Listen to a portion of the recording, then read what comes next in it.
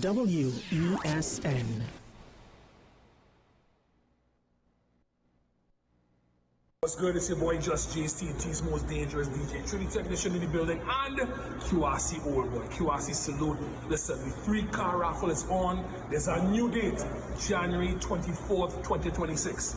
January 24th, 3 cars up for grabs, $100 a ticket, cargo room. Alright? So get them tickets now. 3 cars, brand new. 1 could be yours.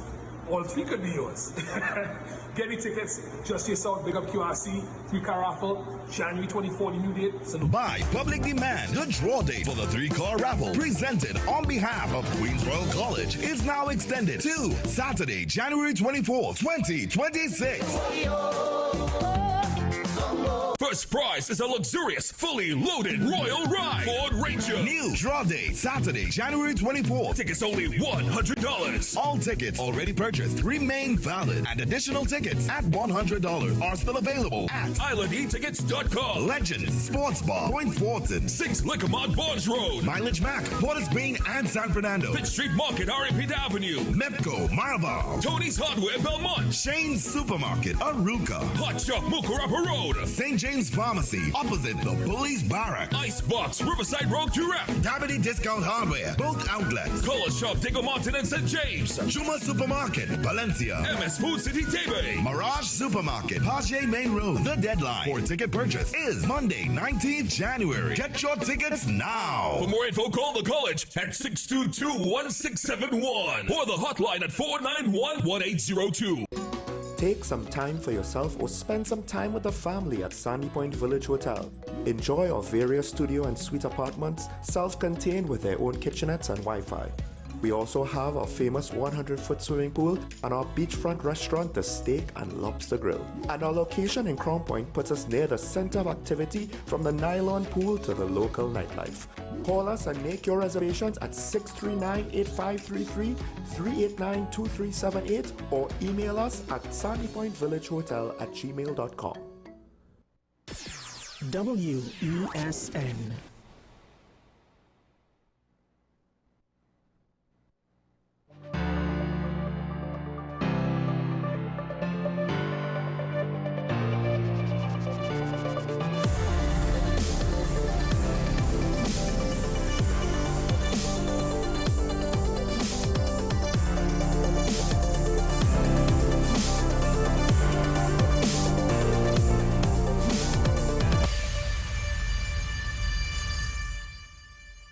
Well, hello there.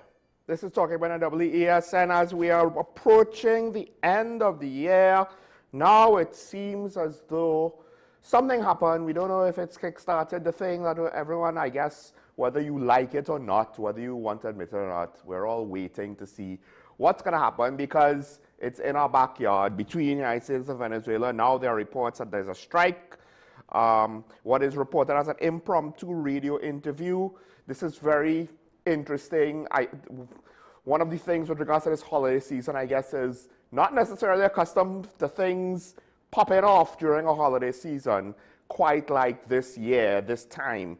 At an impromptu interview, reportedly, Trump said that there was a strike against a dock facility on the Venezuelan shore. Right? I believe the implication is this is a illegal port of entry where drugs are loaded up on boats and they disembark to go to parts, unknown, but basically north to the rest of the Caribbean. Yeah, now the question is, exactly, is this just going to be another incremental step, or is this going to be the sign of things to come? This does show that, well, the Americans did say, I believe Trump might have directly said himself that there will be land strikes, while still their narrative is to deny regime change publicly. But it has put our Prime Minister in an interesting position. This is what she said to one media house yesterday. Any questions regarding this are best directed to the U.S. Embassy. Trinidad and Tobago is not a participant in any military operations within Venezuelan territory. And yes, I understand that a lot of people will say, look at the radar, look at the radar, we are a part of it. And I will once again reiterate, unless you can plainly and directly explain how the radar in Tobago is useful with regards to the strike conducted and any other military activity conducted on Venezuelan soil, on some level, we need to acknowledge the fact that it might not necessarily be directly tied to American strikes. Again, they also wanted a radar in Greendot. I'm pretty sure no one is going to try to say, oh yes, the radar in Greendot would have given them even better coverage on Venezuelan soil, right? And if it was to surveil Venezuelan airspace, why put it in Tobago? And this is, in a sense, because somebody asked, why in Tobago? Why not parts of Trinidad yesterday? Well, right, yeah, if you want to surveil Venezuela, there's a whole southwestern point that's literally pointing in the direction you want to go if you want to maximize your coverage of radar surveillance over Venezuela from a land-based radar system. Also, as far as I'm aware, the topography in that area doesn't have, I don't know, a mountain range to block you, as well as less distance. So we have to wait and see. That said, I did say that once the blockades for sanctioned oil vessels started, it made the Prime Minister's stance seem hollow, in part because she herself was not careful when communicating said stance. Because she technically said, we are not supporting regime change, we will not be a base in support of regime change. Our soil, our airports, etc., will not be used in support of regime change. And at the end of the day, American aircraft using our runways, do they need to do it for resupply? For incremental things? Maybe. If the traffic is very light, then maybe one could argue it was not necessary to support regime change, right? And then again, the Americans might not go into Venezuela still. They might limit themselves to cutting off the drug money. That might be enough, by the way, to topple Maduro's government, because he needs financial resources in order to keep the loyalty of the military, to keep him in power. If he can't pay off certain people, right, then what are they sticking around for? They're going to starve like the rest of the population? No, that's not what they're there for. That's not why they protect him. So now that we've reached this point where there's been a strike on land, and technically it does not prove definitively regime change, it does put the Prime Minister in an awkward position, or further the awkwardness of her position once again. Because while I'm saying you could make an argument, right? You could make a case. These things are not directly related. They're connected, or sorry, they're not the same thing, but they're related. They're connected, right? They're not in a vacuum, but they're not technically the same thing. Regime change, striking the drug dealers, etc., etc. Dealing with transnational crime. Not necessarily the same thing, although they, you can make the case they are. But more importantly, the Prime Minister, with her gung-ho attitude of going after the drug smugglers, right? And with seemingly no pushback on her end in any meaningful way. Not even diplomatic speak to kind of like draw certain lines and say that, yes, you drew the line, no regime change. But it was one of those things where that could have been the party line for all in this situation. Because it's not as though the Americans are saying, oh yeah, we're here for regime change. No ifs, ands, or buts. They're not saying that either. In part, maybe they themselves don't know exactly what they want to do, because while I would imagine just about everybody that's a decision maker would love for Maduro to leave Venezuela in some form or capacity, I don't know if the political directorate in this situation, the political decision makers, want to deal with that inconvenient thing that happens when you go to any kind of armed conflict, no matter how minor, and that is to deal with casualties of your own forces. And I believe Hegseth highlights that multiple times. No Americans were harmed, no Americans were harmed, no Americans were harmed. Donald Trump, from what he has said publicly, seems like the type that is very much against or afraid of American casualties. He has leeway in part because no one has had to complain about their son or daughter being killed just yet. So we wait and see how this goes. But like I said, our Prime Minister is in an awkward spot because while you can make a case that regime change and taking out transnational drug smuggling networks are not exactly the same thing, I don't think anybody would basically be willing to say, oh, it's reasonable to assume that these things are separate. No, I don't think you could say that. You can make a case, but in all likelihood, that case, like the Prime Minister's stance, is hollow. And again, in part because of how the entirety of the events have been communicated to us. Most people want transparency. They need to account for everything. I'm not saying that they need to tell us everything. They just need to do a better job of telling us what they should tell us in order to communicate more effectively, assuming we have it wrong. But it seems more and more likely some of it is running cover for the actual objective, right? The question is now who disagrees with that objective or not. And then it's easy to say you disagree because I disagree with war. I hate to tell you, but there have been many instances in history where not having a conflict was not a luxury that could have been afforded at the time. The question is this one of those times? And a lot of people will want to assume, yes, it is. It is a time when we could, it's not a time when we have to do it. You could always avoid war. And I'll say, no, an absolute position like that never works out when it comes to human beings and the depravity of man, really and truly, and how bad things are in Venezuela. It's not that simple. It's easy for us to say no war because we don't live there, we live here. And we are more concerned about, we don't want our peace disrupted. We don't care if they have peace or not. We don't care if they have sustainability or not. We don't care if they have a life or not over there. It doesn't matter to us. And that's one of the issues that I have.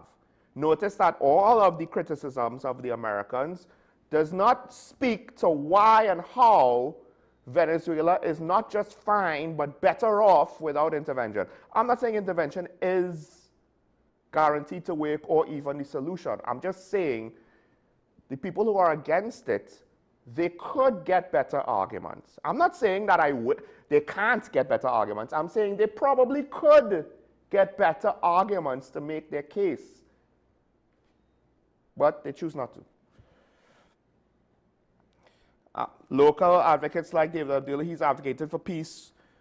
As war looms, first of all, what does that mean? Not all wars are created equal. Not all wars have the same negative consequences. Some have different negative consequences than the others.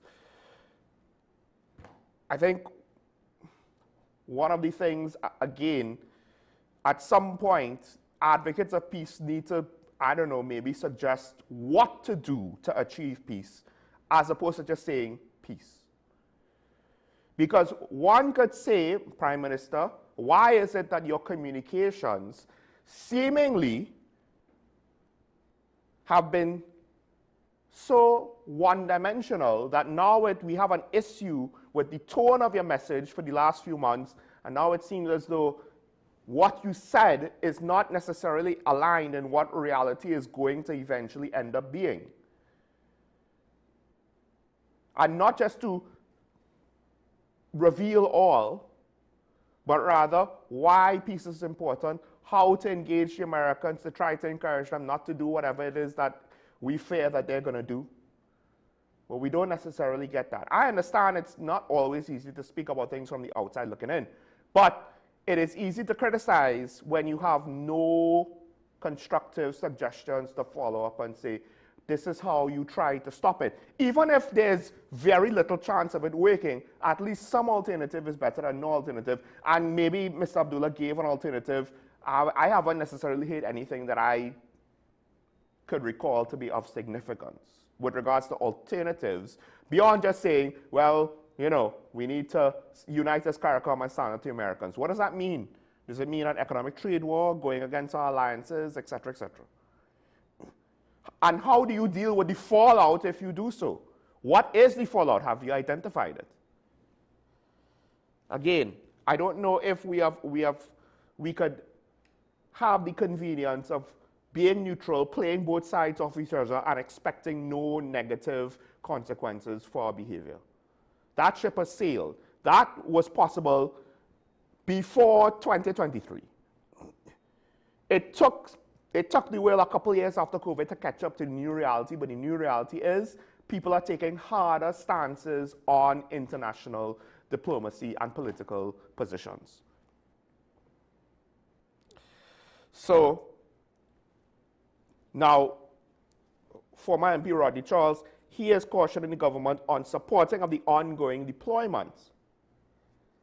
And that subtle difference might be a good way to put it, right? The more that it seems as though the government is supporting this, the more they're going to be tied to it, the more they're going to have to answer for it, the more the public is not going to be willing to accept, talk to the American embassy, we didn't have a part in it. But on some level, you're providing the usage of an airport or airports that can be used for logistical support. So you are on some level involved. You're not uninvolved. You're not walking up the street, right, minding your own business, ignoring what's going on with the guys beating up whoever, whether it's a criminal, you know, in front of the store, whatever. You're holding the water bottles and the towels for them to wipe their faces after when they're done. So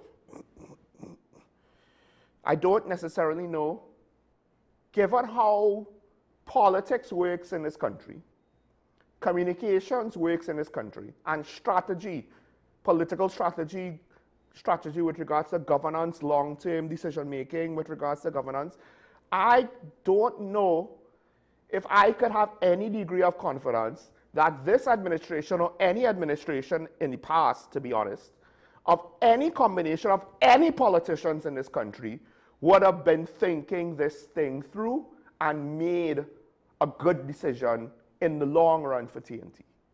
Now, that doesn't mean the Prime Minister might not end up being right in the end. I just don't know if she actually, with her cabinet, really thought through the P's and Q's as to this situation and how bad it could get and what they need to do to ensure the worst possible outcomes don't happen. I can't be confident in that. I'm sorry. Because there's nothing to suggest that that sort of high-level strategic thinking would go on, has gone on, will go on, or will ever go on, given the track record of our political environment and how our politics make decisions. Because they make these rookie mistakes on minor things, why do we expect them to be able to make brilliant decisions on major things? We don't see flashes of brilliance that often, if at all. Dare I say, how often can you say any, and I know the diehards will say, oh, my politician is brilliant all the time. Yeah, that's nice. That's why they're universally loved and accepted, right?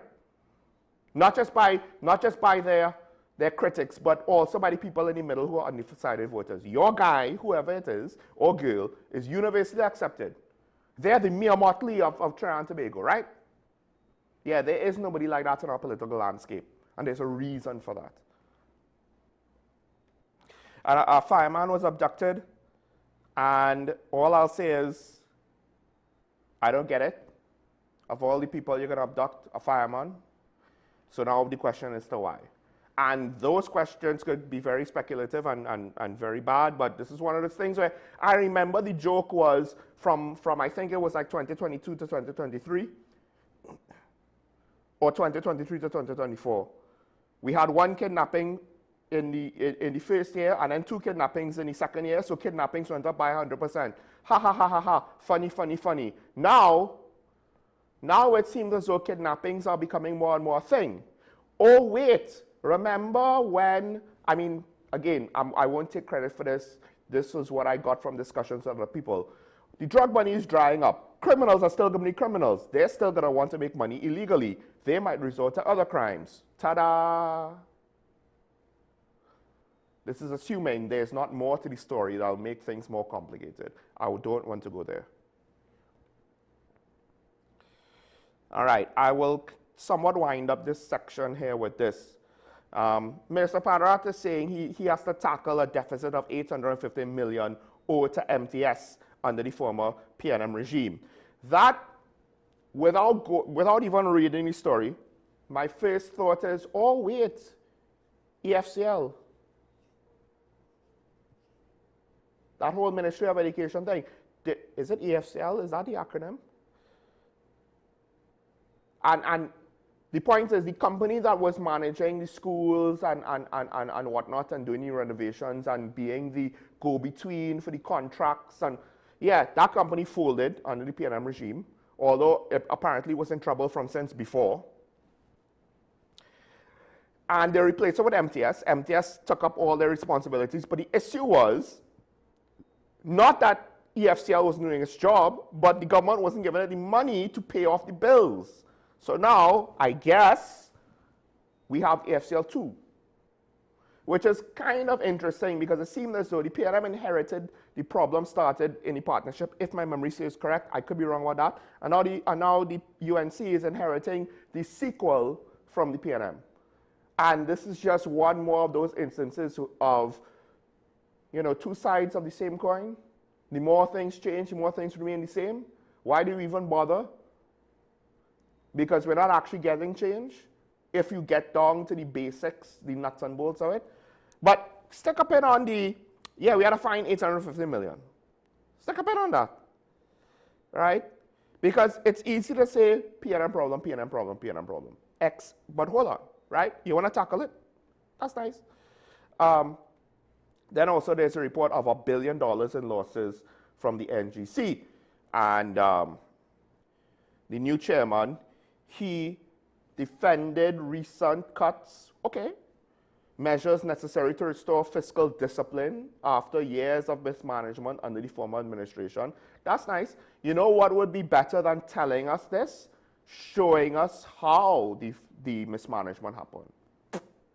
I don't know, documents, timelines, chain of events, you know, like, because one of the things that always amazes me is, didn't all of these people, you know, don't they have like masters and PhDs and law degrees? And so they went through the academic system, and they would have probably had, unless they paid their way through the academic system and bribed a lot of professors, they probably had lecturers and professors that said, you need to write a paper, you need to have supporting evidence in your paper, you need to, you know, show us some stuff, quote some things, have some, you know, some data, some stuff, some foundation of why you say what you say. And this is not specific to Mr. Ramdeen. This is just a general observation that all public servants, politicians, public speakers, they say things. They don't usually give us any help files of, and this is the statistics, and these are the reports, and these are the trends, and this is the data. None of that. We still barely even know what happened in Paria, and that had a whole commission of inquiry. NGC's reported $1.6 billion profit must be viewed in context.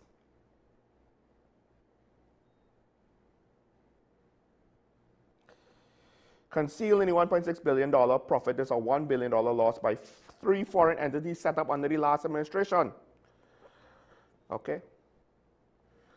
I'm not entirely sure. I mean, I don't know if that is technically how you describe those things. Is it $1 billion? Well, I guess in losses by 3, all right, sure. Are you concerned about not finding money?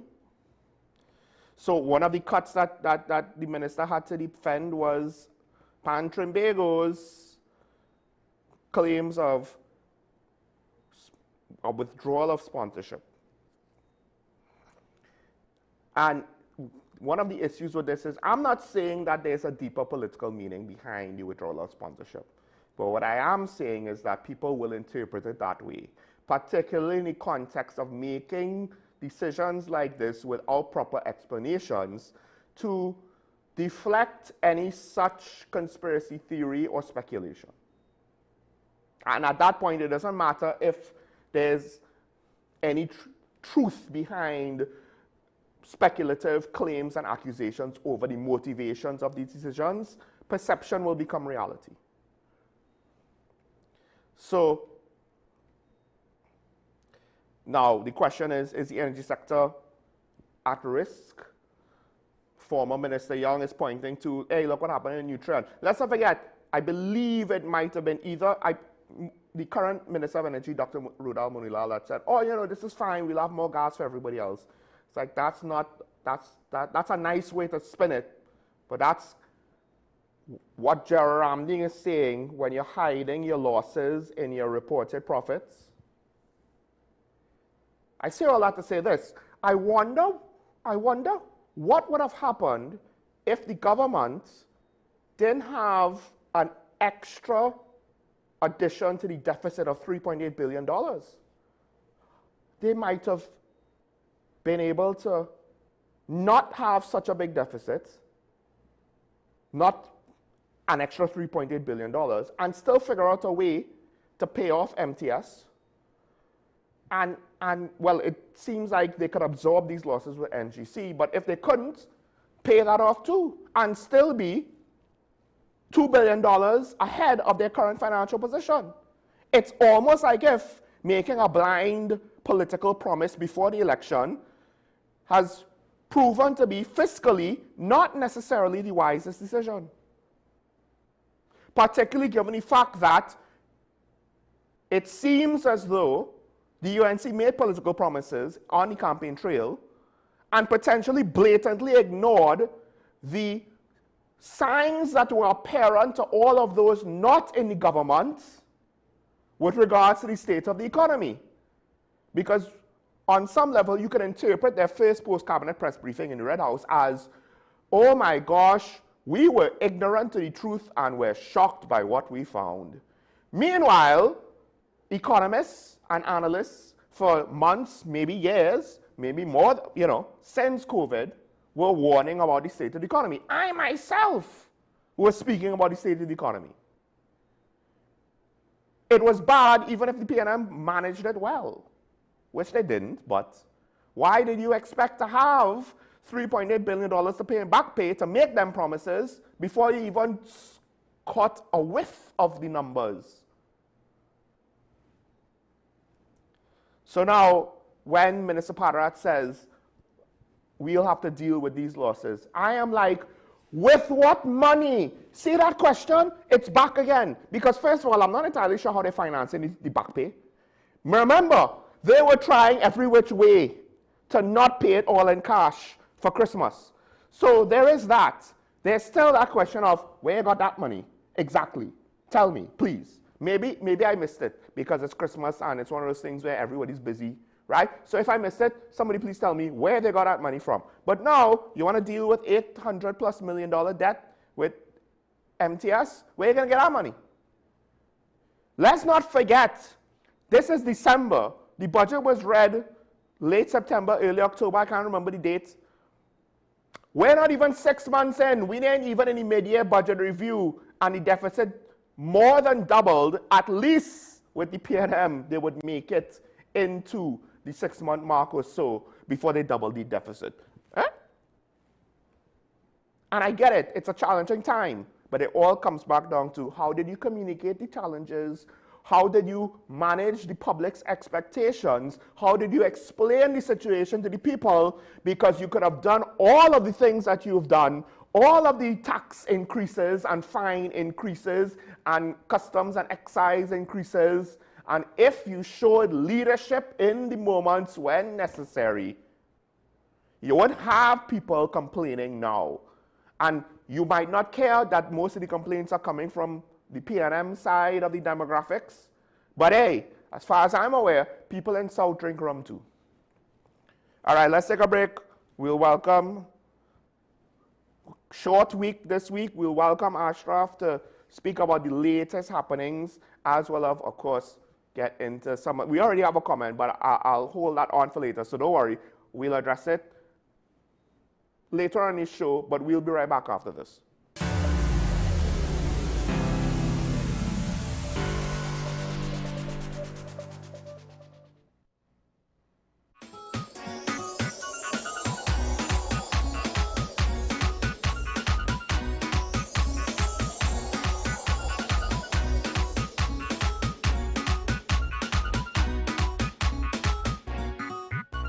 What's good? It's your boy Just JSTT's most dangerous DJ, Trinity technician in the building, and QRC old boy, QRC salute. Listen, the 3-car raffle is on. There's a new date, January 24th, 2026.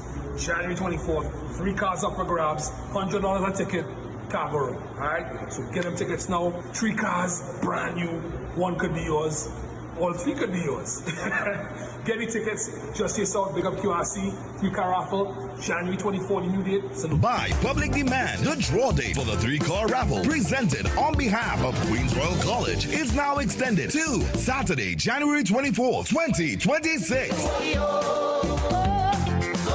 First prize is a luxurious, fully loaded Royal Ride Ford Ranger. New draw date, Saturday, January 24th. Tickets only $100. All tickets already purchased remain valid, and additional tickets at $100 are still available at IslandEtickets.com. Legends Sports Bar, Point Fortin, 6 Lickermont Bonds Road. Mileage Mac, Porter's Green and San Fernando, Pitt Street Market, Arrowhead Avenue. Mepco, Maraval, Tony's Hardware, Belmont. Shane's Supermarket, Aruka, Hot Shop, Mukarapa Road. St. James Pharmacy, opposite the Police Barrack, Icebox, Riverside Road, Durant. Davide Discount Hardware, both outlets, Color Shop, Diggle Mountain and St. James. Juma Supermarket, Valencia, MS Food City, Tebe. Mirage Supermarket, Paget Main Road. The deadline for ticket purchase is Monday, 19th January. Get your tickets now. For more info, call the college at 622-1671 or the hotline at 491-1802. It's Christmas time, and with your family you'll spend every evening watching a movie on WESN. The classics that fill your heart with merriment and cheer as we celebrate together the most wonderful time of the year. This is my island in December. This Christmas, WESN celebrates with you as the content capital brings the big screen classics. Gather your family and tune in to WESN from December 1st to 31st at 8 p.m. nightly for We Christmas Movie Classics. Santa's coming to town! Oh my God! Santa here? I know him. I know him. Only on WESN, Content Capital.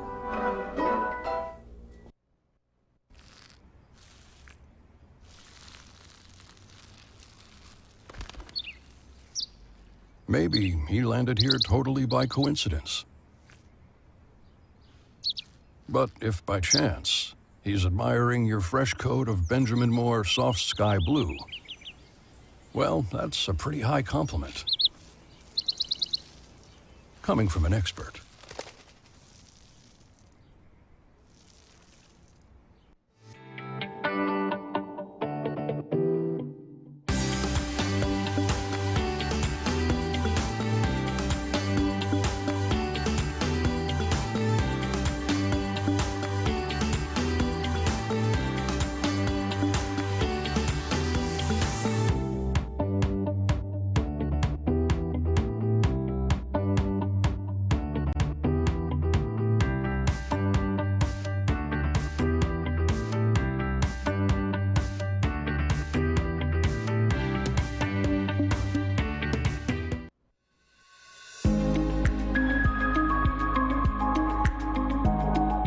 You'd be surprised, a lot of the patients who present to us with infection in their feet, the infection would have started several days before. Now, the interesting thing is, neuropathy usually goes hand in hand with peripheral arterial disease. So these patients lose the sensation to feel.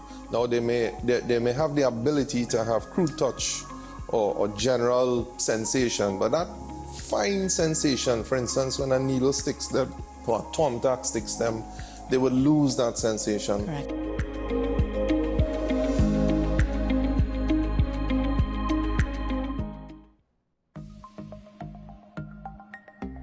Knowing how to tell authentic is as easy as 1, 2, 3. Find it, match it, search it.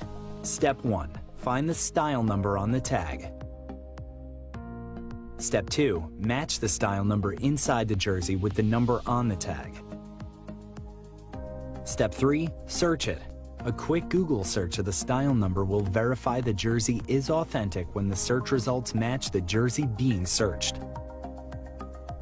Don't be fooled by counterfeit jerseys. Before you buy, remember to find it, match it, search it. Fan Zone, 2 locations nationwide. Center City Mall, Chaguanas and Movietown, Port of Spain. Nationwide delivery available.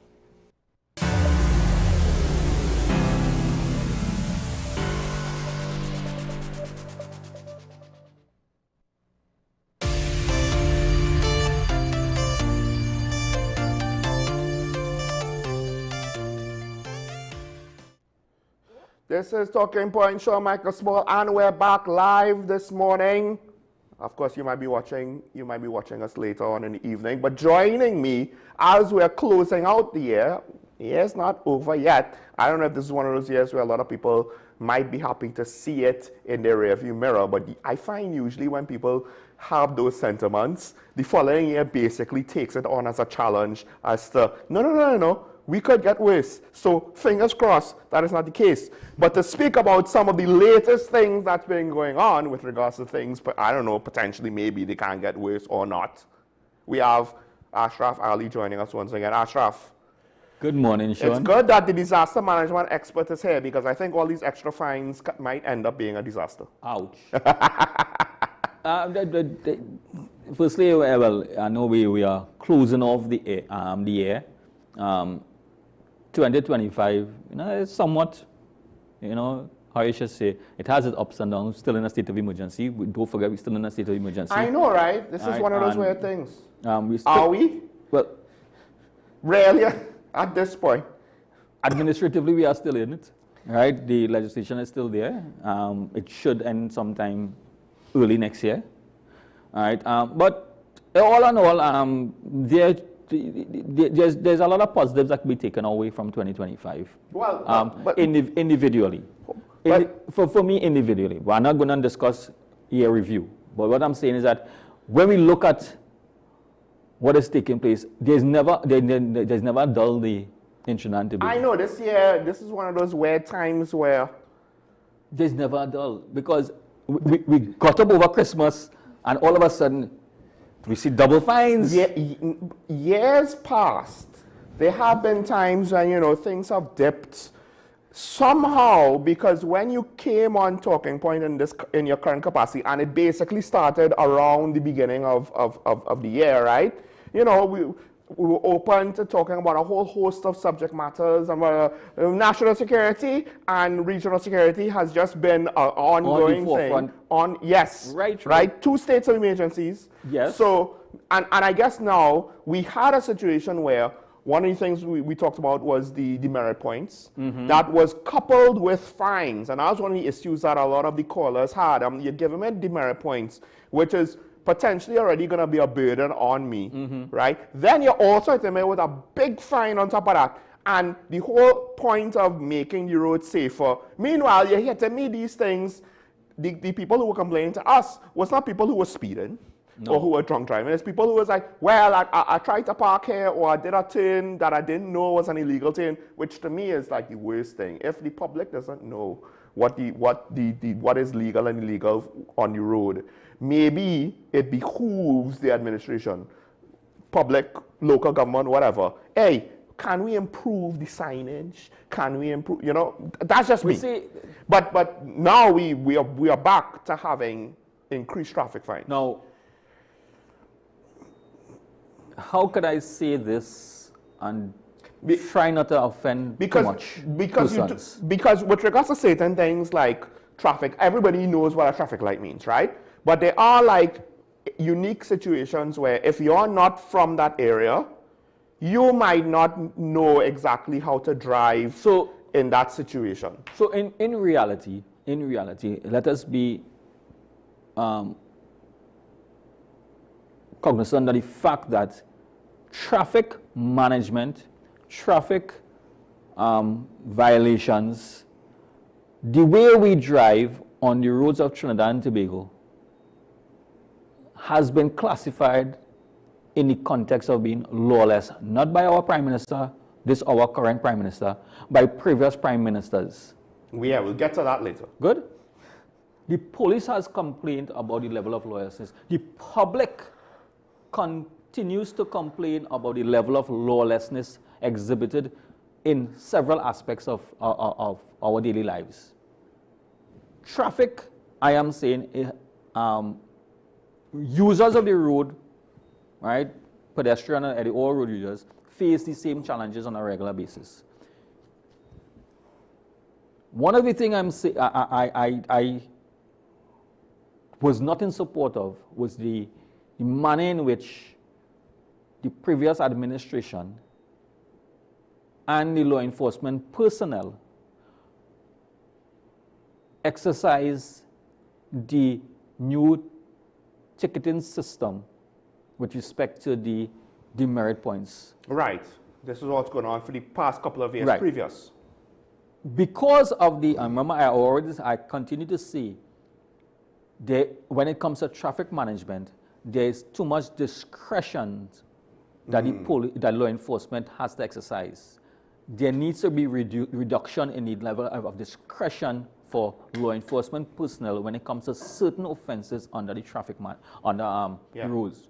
That will take away sometimes the experience, some of the bitter experiences that the public have with some interactions with the public, and they change their opinions. Although, for whatever reason, on my feed in the last couple of days, I've had a lot of situations where it's not necessarily road traffic fines, but it's those kinds of levels of laws where in America, it will reach a point where whoever was the authority, they didn't even follow the rules. They just attempted to charge something. And that is where I think many of the comments that I have heard on social media and in my engagements with a number of persons with the previous e-ticketing system and the point system, as well as this new system. But I would argue that the perception that the public has that there are quotas and that fines for road traffic violations are more a money-making venture than a safety measure. That narrative has existed for a long time. It has been existing right? for a long time. And what compounds that is that when you put before the general public the amount of revenue, as it is termed, from the number of issuing of tickets, there are ways.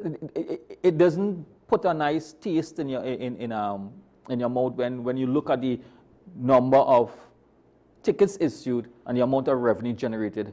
But when you look at it from a objective perspective, no government should be able to generate that amount of revenue as a deem it. And from in my perspective, remember we were having this discussion. Yes.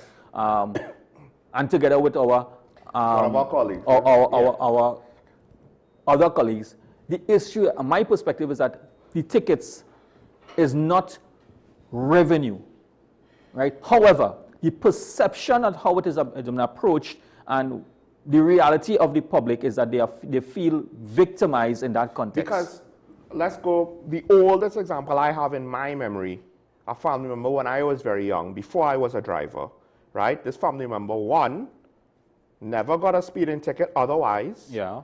Never got in a road traffic accident otherwise, right? Or had any other, as far as I'm aware, road traffic violations, right? Is a car enthusiast, finds legal avenues to express that, whether it's private events or whatever, right?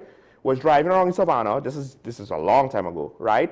And as far as I'm aware, it was just one of those things where he didn't know to challenge it. He just accepted it. But it seemed as though at worst he was driving as fast as everybody else, but because of the car he was driving. Maybe he looked faster. Bam, ticket. Right? And then now, cut to the most recent case or cases is where you have examples, not just recently with the commissioner, the current commissioner, but I believe with regards to the demerit points, it might have been a situation where one of the other members of the executive was basically giving statistics and framing it like, look how much work we did. We gave out all these tickets. Isn't that great? And when you frame things like that and give out awards for things like that, right, and tout it as a success, the more tickets that you give out, the more successful the TTPS is, the public looks at that and says, you mean to tell me that there isn't a quota?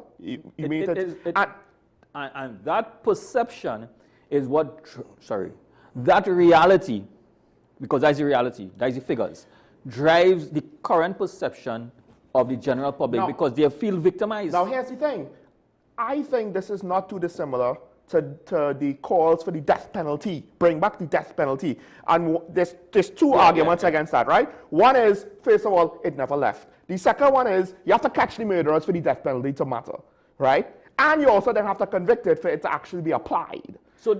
And the thing is, I think if you put more emphasis on trying to figure out the enforcement gaps in the pre-existing road traffic laws, even the low fines would be fine, because if someone has a proclivity for speeding, they're not going to get hit with one ticket. So they're going to get hit with multiple tickets. When you listen to somebody comments and somebody, if you had proper enforcement. Yes, but listen to somebody general comments of individuals and look at the areas that they are concerned about.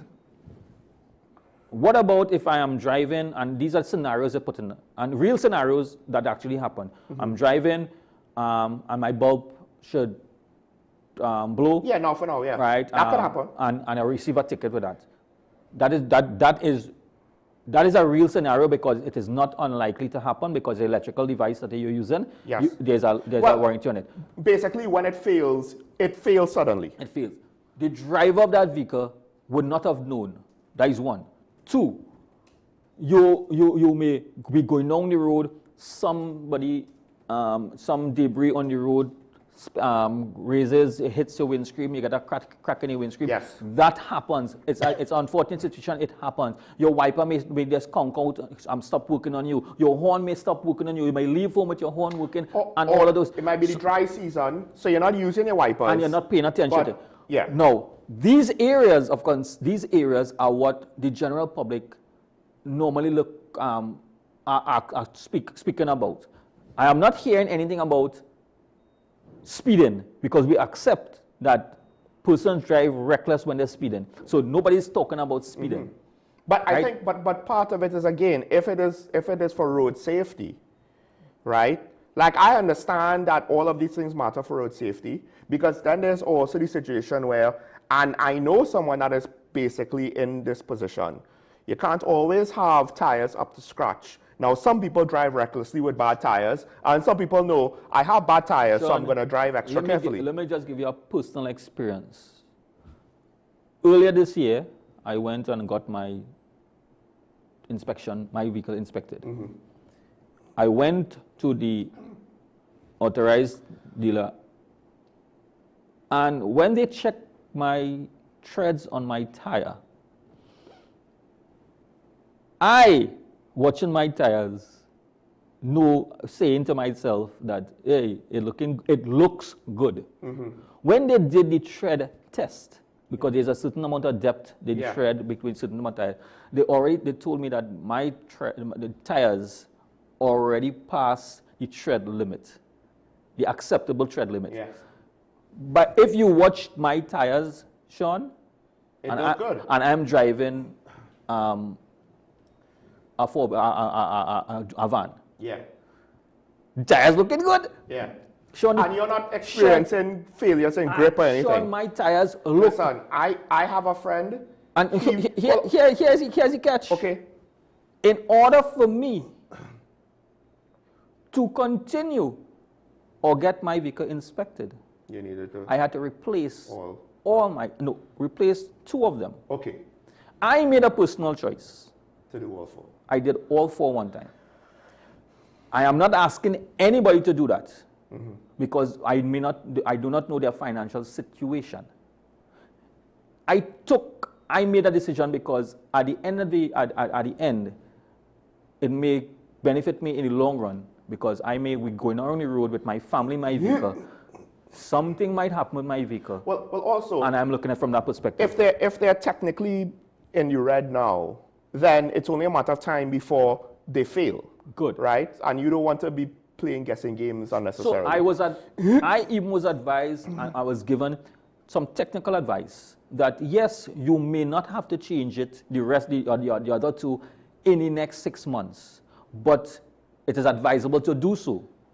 Right, and this is now an example of some of the public's practical fears, because the examples are, what if something happens and it causes an issue that technically that didn't exist, right? Like a branch falling or something like that. Exactly. I know somebody who changed their tires, and the following week, the police gave him a ticket for worn out tires. So that is where not a different tires than the one he changed. But to say the tire that was changed. So I am now coming to this. Was a worn out tire. I am now coming to this. And he got brand new tires. I'm glad you bring it up. He's telling the police officer, I don't think they're worn out, considering the fact that they're brand new. And what ended up happening was, I believe he went to court, challenged the tickets, and got off because... Unfortunately, he had to go through the whole process of that. And here's the thing. So one, like I said, enforcement. Perhaps the focus should be on enforcement. You are saying, take out the subjectivity. I'm also saying, just shore up enforcement on a whole, so that it's more effective. Because effective enforcement, I think, as the rest of the crime has shown, is more effective than just heavy-handed penalties. From my experience, the reason why I'm speaking it from this perspective, that level of subjectivity puts you in problems. No, but if the police officer can get that wrong, though, on some level, is that subjective? It is. Sorry. The situation is subjective. Because the level of discretion you see, this discretionary powers that persons have with certain types of offenses, it leaves much to be desired. Because this is the person who, and I've kind of told you the basics of the story before, he's gotten multiple tickets from seemingly the same officer. But that's a different story. That never stick. Yeah, that is and this is where I'm saying, you're right in that the situation is subjective. But I believe the judgment being exercised is not subjective. So right? Many persons may not be aware. And when you increase the fines, it makes those situations worse. Right. So many persons may not be aware that the e-ticketing system built into the mechanism is also a warning to be applied. This is my personal view, right? This is not anybody. This is my personal view, that in order for this to be successful, we have to have two areas to operate from, that for it to be successful. First things first, we must remove the level of discretion for certain offenses. Some of the offenses, like what I'm saying, are blown light, yeah. When horn, when I say remove the discretion, police officers, law enforcement officers, right, traffic enforcement officers should not have that discretion to allow or don't allow that offense to continue. Reason being, here why I say that. On the first occasion, you should be able to get a warning because things do happen. Yes. So you should not be given a ticket automatically for a blown light. If you check, this is the first time I have noticed it, or the police have not recognized it through the ticketing device. Right. That officer has no discretion but to issue a warning, not a ticket. So it is cleared out that the first offense... Well, you're saying it should be that he has no. Not that it is. It is. So hold on, folks, don't go thinking, hey, you're supposed to give me a warning, not a ticket. This is what I'm saying. I try to say what it should be. What I expect that in order for it to function the way it should function, if you utilize that principle behind it, give the person a first warning. Here how that will work. And let's say hypothetically, smooth tires, you get a warning for 6 months, well, a month or 2 months, because financially you may not be in a position to purchase new tires. All tires you may be able to purchase X, Y, and Z. Yeah. Right? So what I'm saying, you get a warning.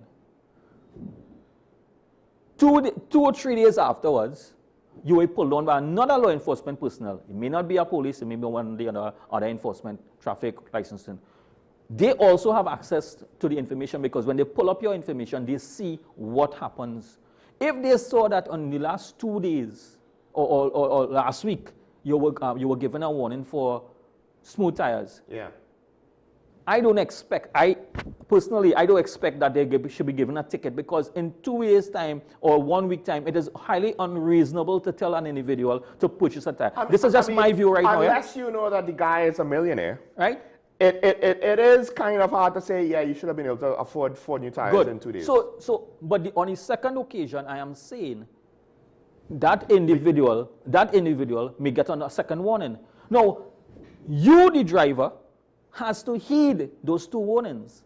Because if on the first occasion, you didn't heed it, because you're saying I have a whole month, but you were stopped again, the likelihood of, and you have to make it clear that the likelihood of you getting another warning on the 3rd occasion, it has no discretion. On the 3rd, strike 1, strike 2, strike 3, you get your ticket. Because when you get that ticket, Sean, it's double the fine. So the thing is, in the past, this is what I assume happened.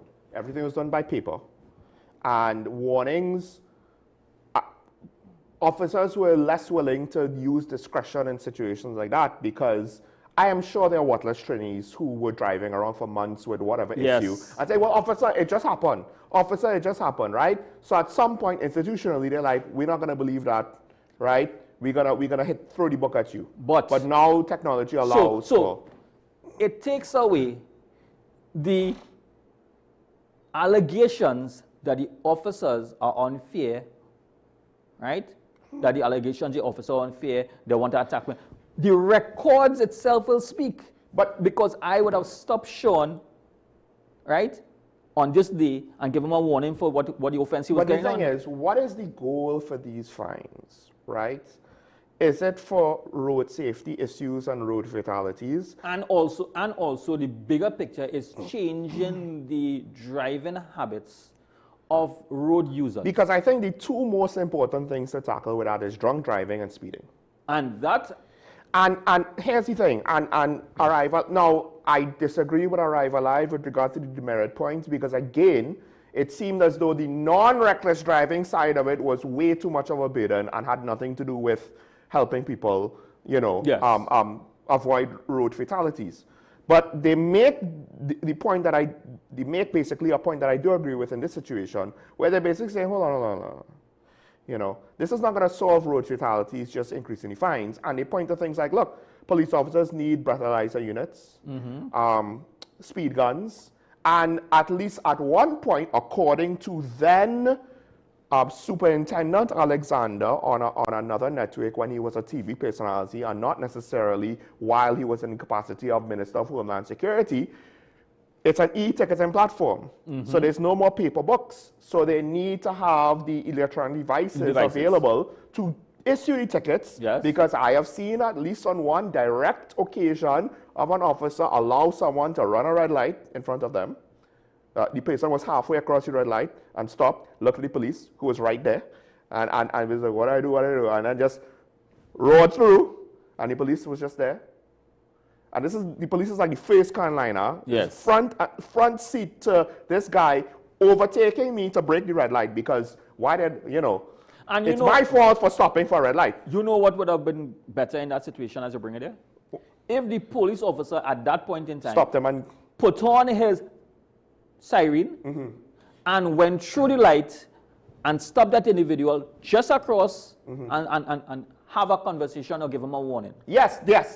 The public will say the police officers have abusing the use of the siren. Not just that, you would cover up the fact that I don't have a tablet, so I can't give it a ticket. But it's just what I said, because what had happened, I didn't say it publicly, I only said it publicly after then Superintendent, now Minister Alexander, admitted it on air. But do you know? I didn't want to be the one to throw that out to the public. Do we have any data any data that is presented to the number of warnings that we have that drivers have been given? I think more as opposed to the importantly, tickets. If you want to say that we want to improve road safety, even before breathalyzer units and speed guns, are all police vehicles that reasonably have expectations to, you're out in public, you're enforcing the road traffic laws, are they all equipped with devices in order to, because giving out a warning without being able to record it is only so effective. This is the problem that I keep saying. We talk about lawlessness.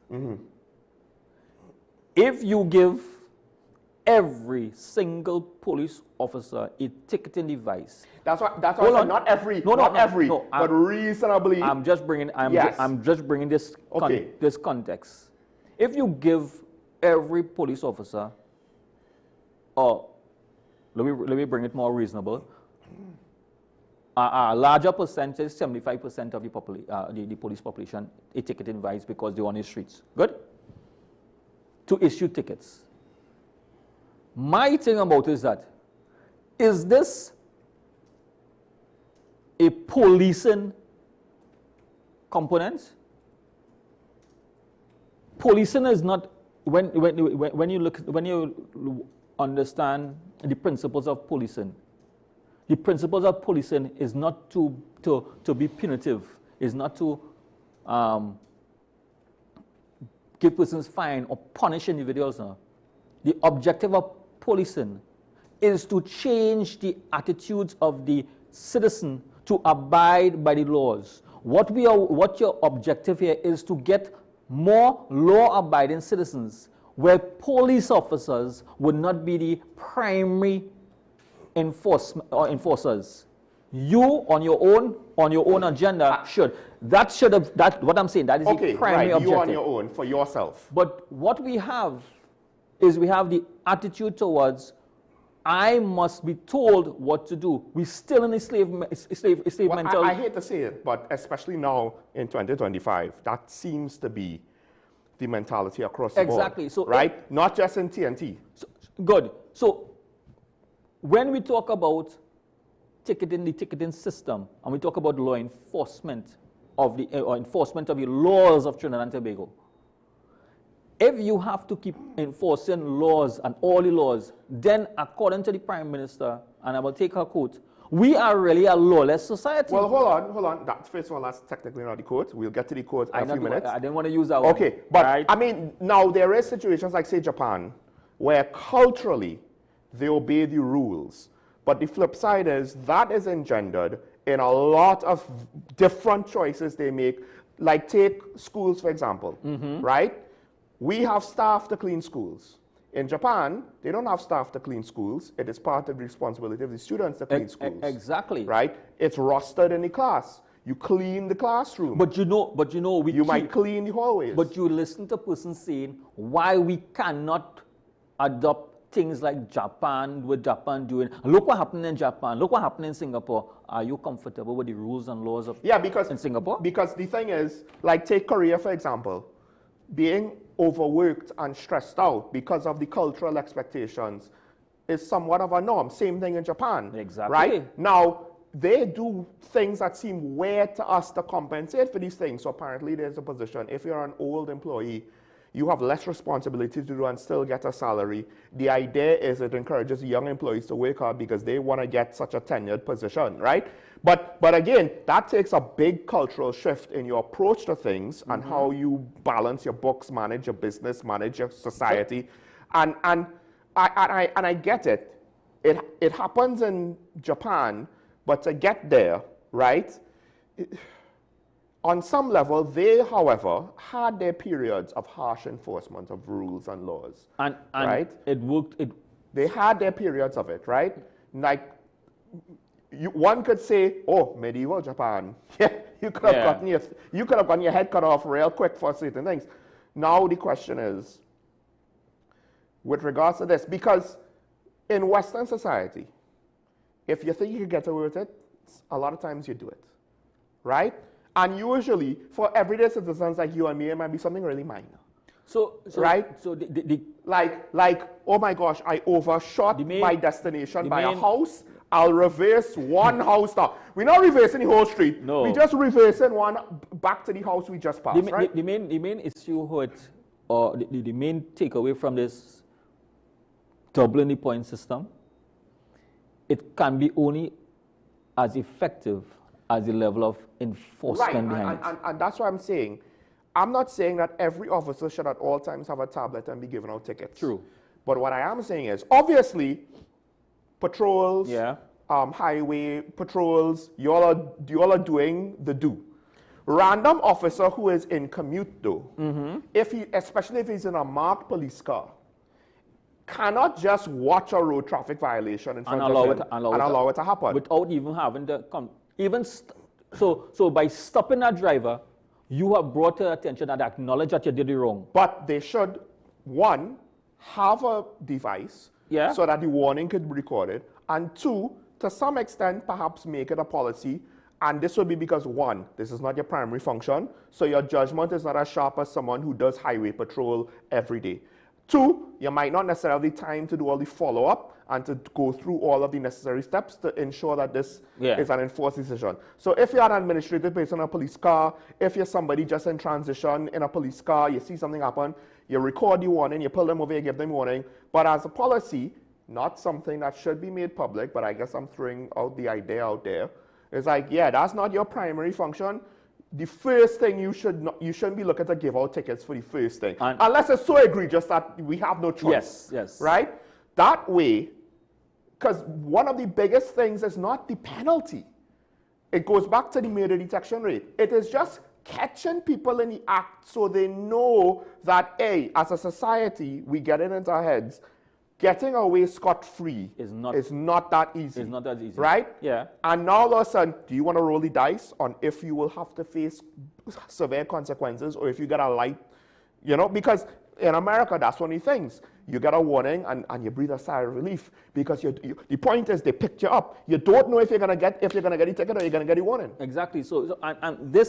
But the enforcement of it, and when I say enforcement, not the ticketing aspect of it, because somehow we tend to believe enforcement is only about issuing a ticket.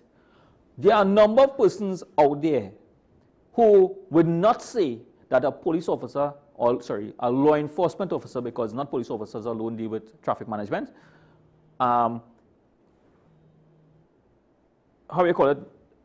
been warned, have been pulled over, and have been warned by the individual. The reason being, it is not recorded anywhere. Yes, and this is why what you said is so important. So you're not getting a record of the aspect of it being warned, that the person being warned, to have some level of transparency in how we operate. But what causes all the problem is the fact that we have the tickets without a proper warning or a level of discretion in because you're always going to tell the person go say, well, an officer will say, how am I supposed to believe you? Fair enough, that's a fair argument because you could be, right? But it might be realistic. It might be reasonable in anything. But if I think the flip side is why are you justified with no evidence to say the story is false? And I always state that when you stop an individual, there's two things you're going to do. It's either you warn the individual or you exercise no level of discretion and issue the ticket.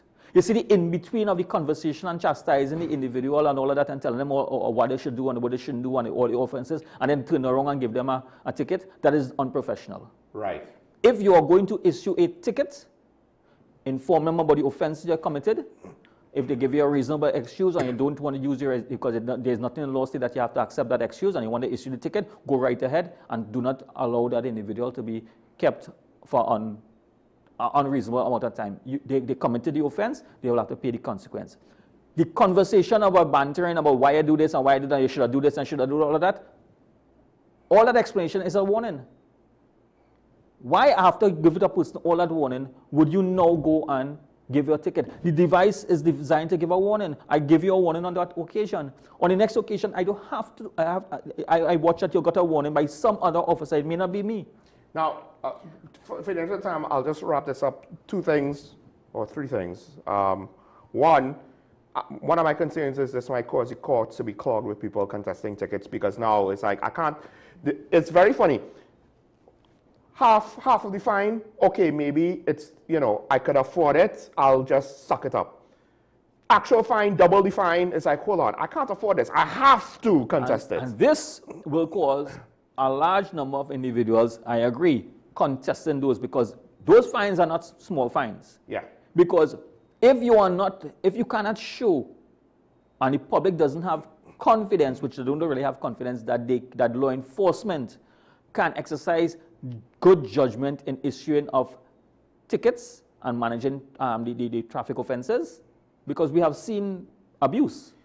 Yes. Now, so this is the second thing, and I think it's similar to, we see this in all parts of society. What is the low-hanging fruit? We'll increase the penalty.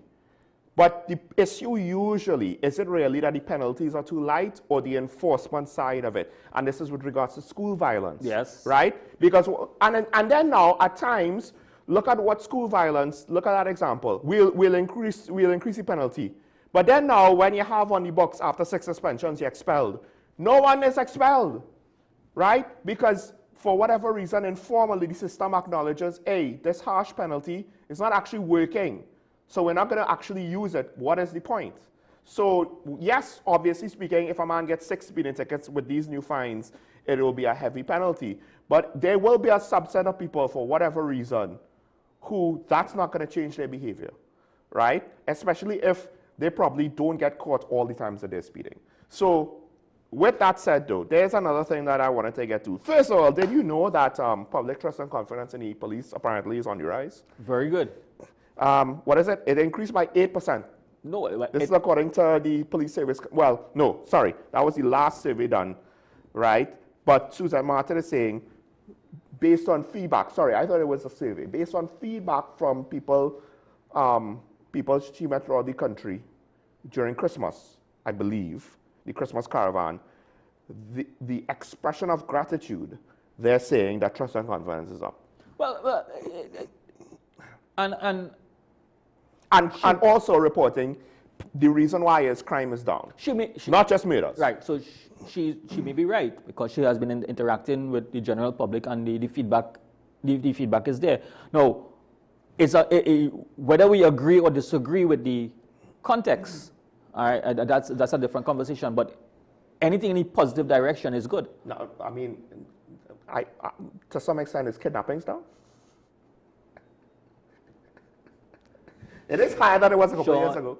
Now, you had to go there. Now, with that said, no, I am afraid though that now home invasions was the trendy crime. Kidnappings might now be the trendy crime. What I don't want is that we take this and say, well, okay, we have a 8% rise. We good, right? We good, and we have. No, it's not actually an 8% rise. Sorry, it was 8%. Was the index of trust, and she has anecdotal observations that it has increased. Good. So with her public interactions, we don't know all I'm saying is that I don't want it to be, for it to be said that that because it happened that way, yeah, we believe that it is always good. Right. Things are good now. It's something in a positive direction. Just to point out, we're under state of emergency. We're still in a state of emergency. Right. And that's at least part of the reason why certain crimes have been reduced. Yes. So? Now, this is juxtaposed with, remember, the police are saying crime is down. Crime is down, right? Trust and confidence in police is up. Crime is down. And yet the Prime Minister said that Trinidad and Tobago, this country has no order. It's become a lawless dump, and it's because of the entitled attitude of some citizens who believe they can do whatever they want while inconveniencing others without consequences. And these entitled citizens span across all demographics and sectors of society. And here's the thing. I agree with the sentiments expressed in the majority of that. But you describe the country as a lawless dump. Dump. That is all you take from that? That the word you want to hinge on? Communicators do, I would argue, need to be a little bit more careful with regards to the words they choose in order to have the most accurate message as possible. Because the thing is, I could very well see this statement coming back to bite in you know what. If the status quo remains, all of a sudden we'll be saying, oh well, she have us living in a dump. Right? But meanwhile, while I agree that yes, with regards to lawlessness, because a lot of it is the minor laws, it's not the major crimes thing. People who feel that they could do whatever they want. The loud music and loud cars is noise pollution that affects me more than anything else where I live, right?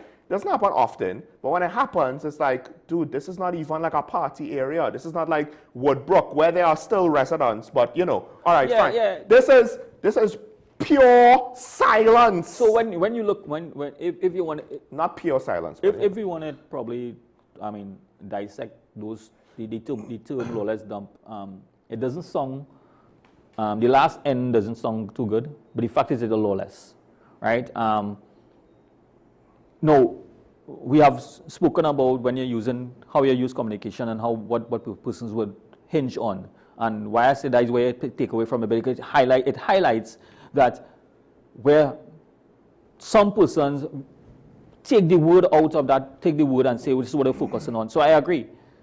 Trinidad and Tobago, and it is not now, but over the years, we have been going on a spiral in a more lawless society where almost every sector, every area in Trinidad and Tobago is more lawless. But look at this though, right?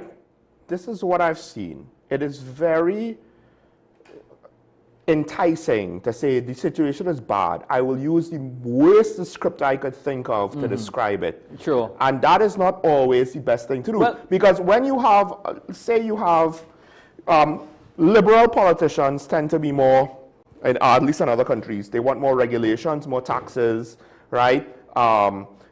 It's more oppressive government, right? So then it's easy to say, oh, well, they're like a dictator. And like, time out. You still have democratic elections. Your military is not breaking a protest. They're not a dictator. If you start to label them as a dictator and people start to treat them as though they're a dictator, that's not fair. And that might actually make the situation worse. Similar to now conservatives. What is the obvious low-hanging fruit for conservatives in Western democracies? Oh, well, they're like the German with the funny mustache, right?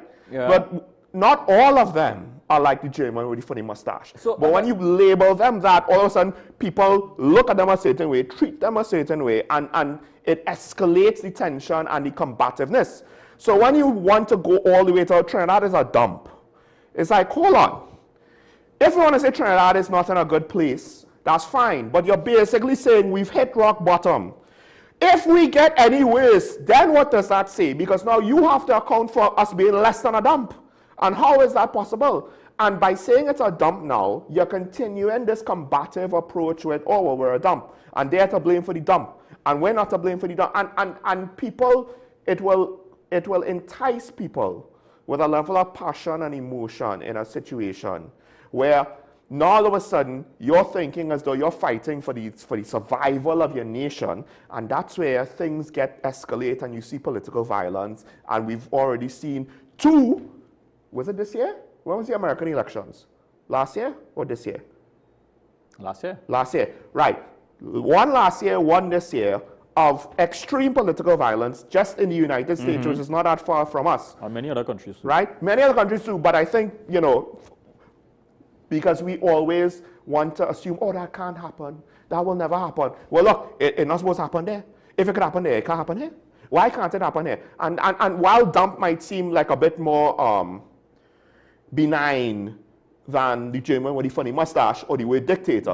But on the flip side, this is not defending any the context, because I do not know the context in which she utilized it. because I'm not the Prime Minister. But on the flip side, because she's calling all of us, she's saying we're all living in a dump because of the few, and that doesn't track. Fair enough. I could accept that argument. But what about on the flip side? Would you also be able to accept a different perspective now, stating that we have to acknowledge the reality of that we are in a lawless dump? Could it be that we have to accept that now? I wouldn't want to call it a dump. Lawlessness and dump, that's actually like a compound description. Good. So that is what I'm... It's lawless, yes. So that is what I'm saying. We hinge on both of them, but in the context of both of them, how it put together. No, because it's a combination. So exactly.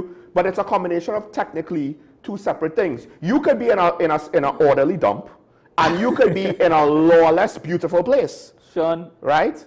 I wouldn't. Because you could have a situation where corruption runs the day, but everything looks nice on the surface.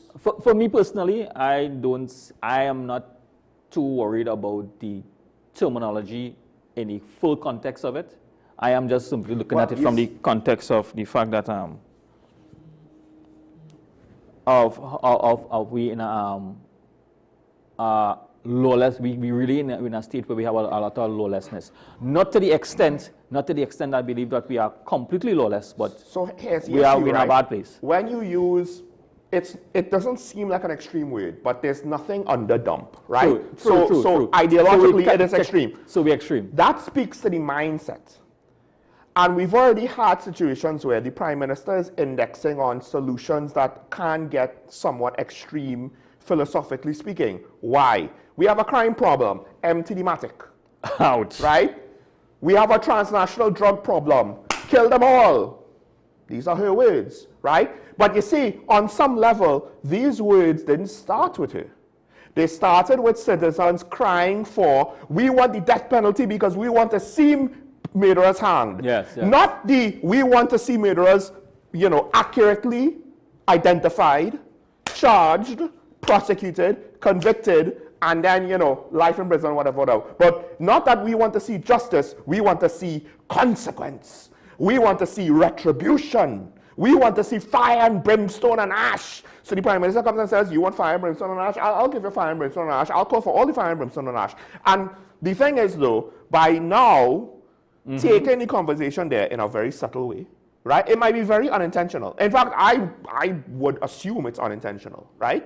But you cannot control the interpretations of everybody, and humans are diverse, so some people will take it the wrong way. So true, so true.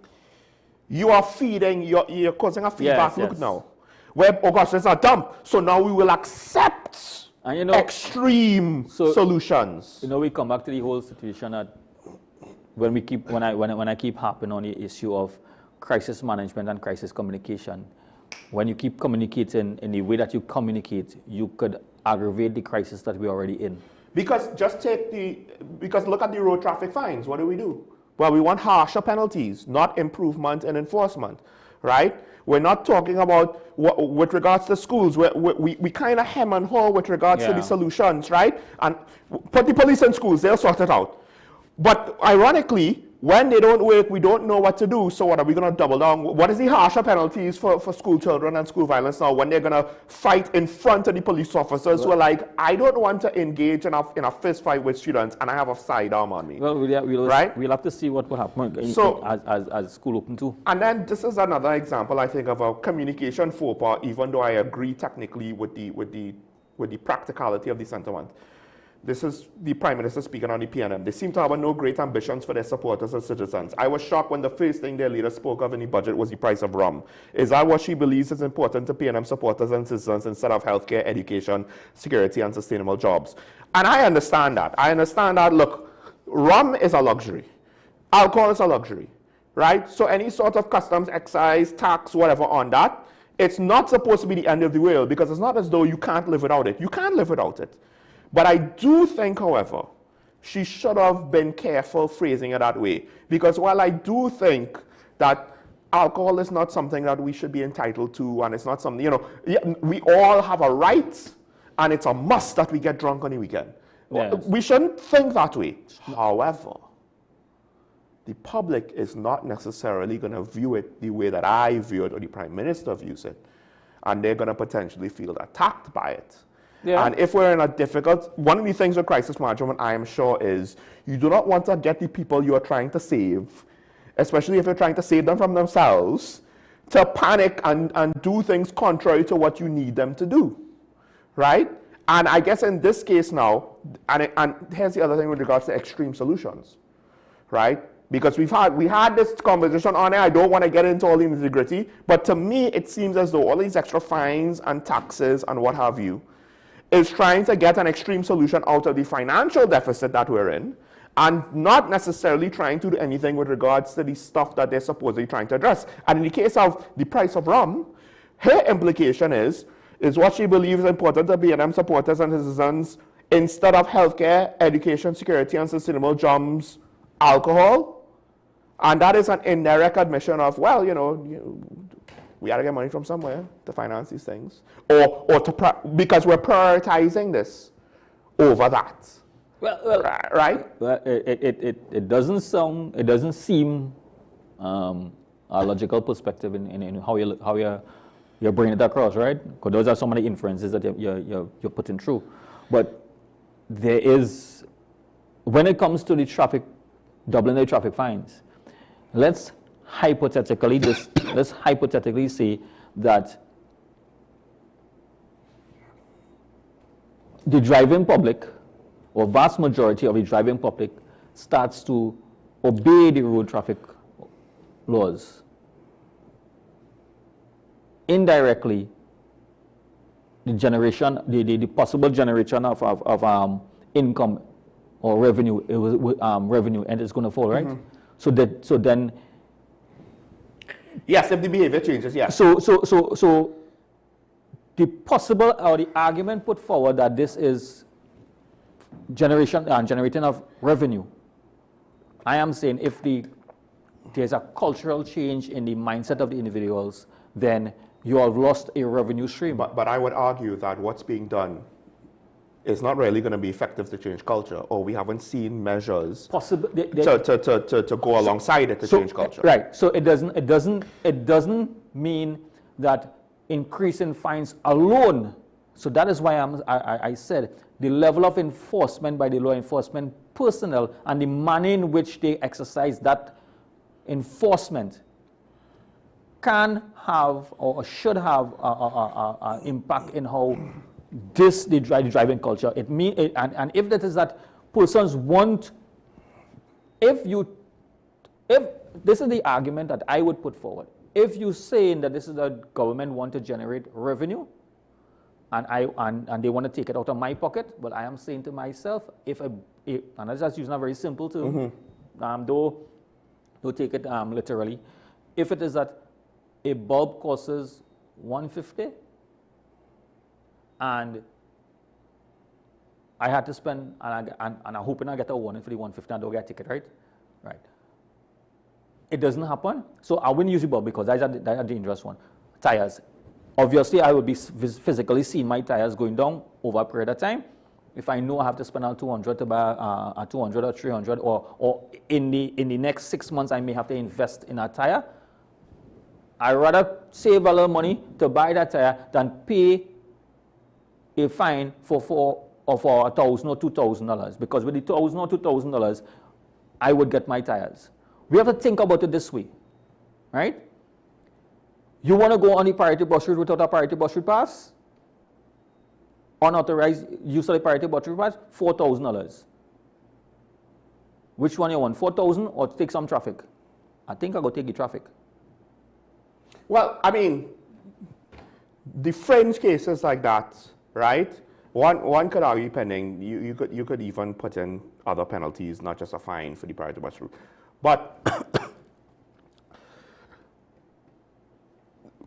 one of the, let's go back to the lawless dumb comment before I get into the revenue side of it. One of the things that Professor Patrick Watson said is, when you use, because it's the thing, what did I say? You use extreme terms, you cause people now to look at it differently. I was thinking more the population. He pointed out, what about foreign investors? And their revitalization plan seemingly hinges on investment, and not all of it, because they include government-to-government partnerships. So that implies, you know, there's no what local government-to-government partnership. Local government in this country gets their money from central government, right? There's no extra investment there. So it's things like that where I understand the sentiment of what you was trying to say, but it's how you say it. And then with regards to the fines, now, I think some of it, the perception is revenue. And I can't, not only can I not get, in my opinion, a good argument to dissuade people from that, I myself am leaning in that direction. Not all of it though, because not all of it is revenue for the sake of trying to deal with the financial deficit. Things like the increase in birth registrations. To me, the amount of money is so minor, right? That I'm like, it's probably necessary because administrative costs might have gone up, right? You know, overheads and stuff like that. Now, with the toll for maxi drivers, I believe on the PBR going up. And they're now looking to increase their fares for short hops, right? No. Hold on. It went up to 600. I think that the public is only being made aware now as to the minimal cost of these maxi taxi drivers and of that part. Let's be real. 300 for a quarter. It's $300 a quarter. Sean, when you look at the, I'm not getting the yes, but from what I understand, there's a limited number of licenses or whatever, authorizations to use the PBR, right? And for you to get a red taxi, the price of it, to buy it off of somebody, is exorbitant. I could be wrong about this, because this is something I was told by someone. You're not supposed to buy it out. You're not supposed to transfer it also. So there were a lot of things that not supposed to happen that was happening. But also, yes, it's easy to look at any sort of enterprise and say, this cost is minor, why is this cost affecting you? But you don't know necessarily what the overheads are, what the margins are. So the bigger issue here is that the Maxi Taxi, the Maxi Taxi, Red Maxi Taxi Association have been projecting the possibility of increasing fines because they have to pay double fees because they have to pay double for utilization of the. What I am saying is that the general public has now become aware of what they were paying before as to what they were paying now. If you look at it objectively, 300 for 3 months, that's $100 a month. Yeah. In a week, covering all your costs, right? They would have covered that already. I am not saying that. I'm stepping into their business, but it does not give any indication. It does not give or justify right now, because it is double, that they're going to tell the commuters, listen, you have to pay that cost. This is why I say part of the issues are when supporting systems break down. Because if this is an unfair price increase, where is consumer protection to effectively look into this? So then here's the other aspect of it. Well, hold on now, because I just want to say this. The reason why we have, think about how expensive taxis are usually in other countries, right? But we have a system trying to keep the cost of taxi and maxi fares low, right? We only have maxis because our bus service doesn't work. So that is where I'm getting to. We had a conversation already that if they improve on the public transportation, the public service transportation component with the buses on the but this is the problem is, informally, it is probably well known and people will want to some extent protect the value of what people paid for to have maxis. Right? Okay, it might not be the PBR, it might be literally to have a red maxi or to have a yellow maxi, you have to pay X, and some maxis cost more than others. But the only issue here is the use of the priority bus route. It is not all Because you don't pay tax, you don't pay any other, because of the priority bus route we're talking about. That is where the increase in fees. The thing is, I understand, but there are times when what seems obviously wrong to the public might not always be so. So I would like evidence, and yes, I get it. It might be very obvious that this is unfair. Well, as you mentioned the word public, Sean. This is dealing with, because who do maxis service? Not the people with the least amount of money to travel? Well, yeah, as we mentioned the word public, the public is on the line. Yes, okay, yes. Mofa, I believe, is on the line. Good morning, gentlemen. Morning. Morning. Sean, let me engage you a while. You have a problem, like many others, with the word dump. Okay? So I want to ask you this question. Did you hear when the former Prime Minister said that we are a violent society? Yeah, actually, that... Sean? Yes, I heard that, yes. Yeah. Okay. That was, how to put it, that was politically correct to say, right? No one asked him why he said that. No one asked him when did he realize that. No one asked him what he and his government are going to do about it since he has now realized it. You see, this is one of the things that I consider is very sick about our society. We don't like truth, okay? And words affect us more than actions or lack thereof. Sean, you just spoke about your situation with noise pollution is mainly about cars. Sean, I didn't know personally Vindra Naipaul Kuhlman. I didn't know Dana Sida personally. I did not know Akil Chambers personally. I did not know a guy called Abdul Karim. You may not know about this. Abdul Karim was a Muslimi, and he was killed in St. James. Two police officers arrested 3 guys in St. James for loitering. Let me repeat, for loitering. And the 2 police officers were in the process of walking these 3 guys to this is what I read in the papers. I didn't make it up. I didn't get in a wrong shot. The 2 police officers was in the process of walking these 3 guys to the station to arrest them for loitering. Okay? 1 police officer went with 2, and the other police officer was going with 1. And he and this 1 guy got into a tussle, and someone came from nowhere to supposedly assist the officer who was in a fight with this Muslim guy. This is what I read. I want to repeat it. And in the process of this tussle, the Muslim guy never tried to get the police gun. That was said. All that came out in the evidence. But someone from out of the blue came to assist, supposedly, the police officer and stabbed Abdul Karim 11 times. That case went unresolved. Now, you see, Sean, again, I don't know any of these people. But as a citizen of Trinidad and Tobago, I have been disturbed by things since I know myself and I could read and understand over my 70+ years. I have read many times in the Guardian newspaper. In those days, my father used to buy a papers, the Guardian. I have read many times where police officers kill their wives by cleaning, by cleaning their guns. I have read that as a young man, as a young boy. All the years growing up in this country, I have seen the lawlessness. I have seen the lack of justice. It sickles me. Brad Boy's case. I am sickened by it. You see, that's one of the problems I have as a citizen.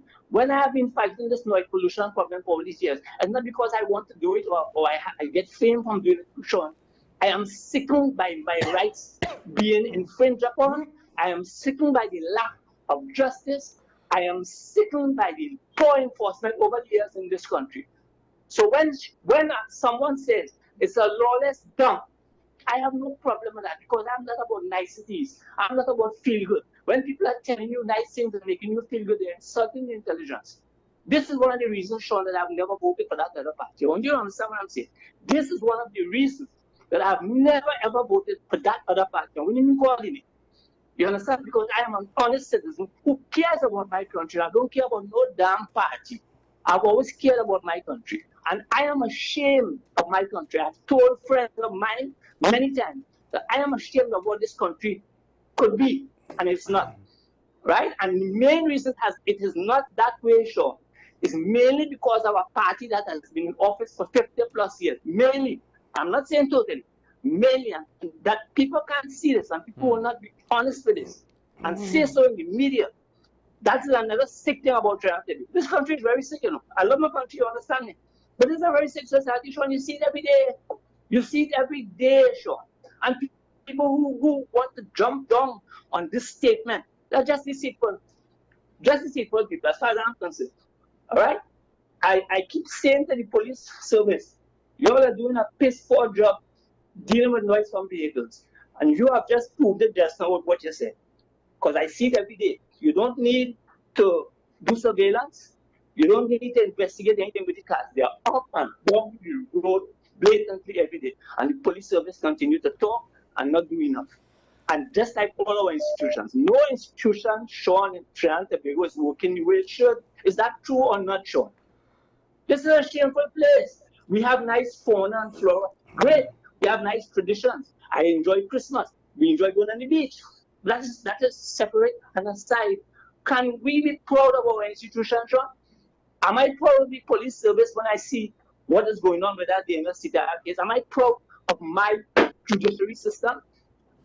Am I proud of a CJ that has been in office, was in office for over 10 years, did nothing tangible to deal with the quick justice, to spin, to free up the wheels of justice? Did nothing to free up the wheels of justice. He's been in office for 10 plus years.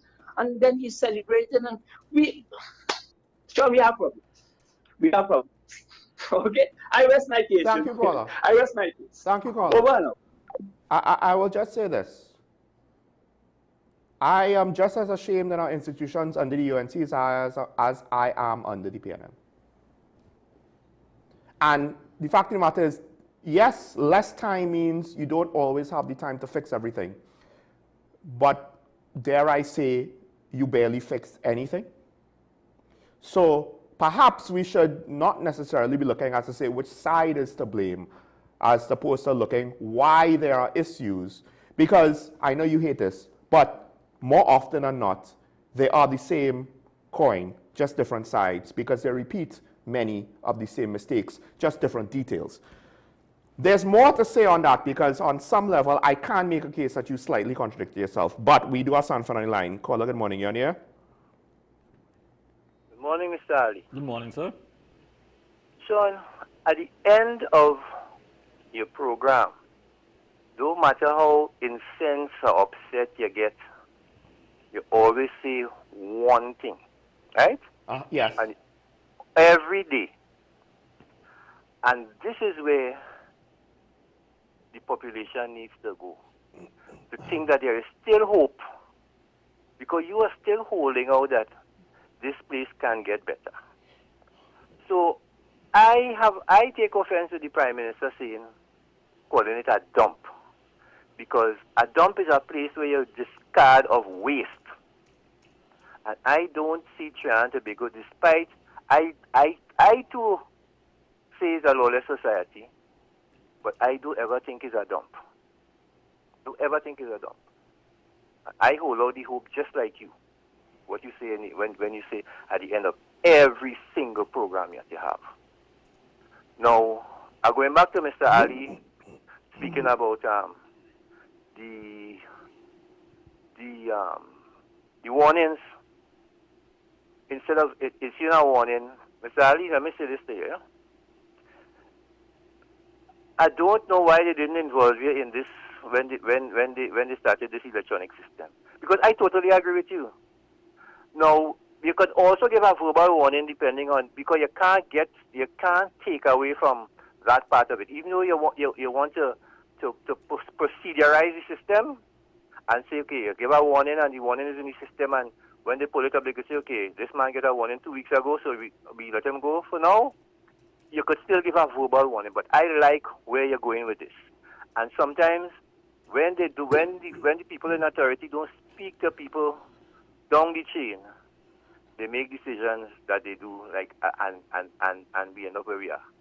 One of the things I keep saying, and I don't understand why they are not doing it, is for new drivers, when you get when you pass your test, you should not be issued a driver's permit.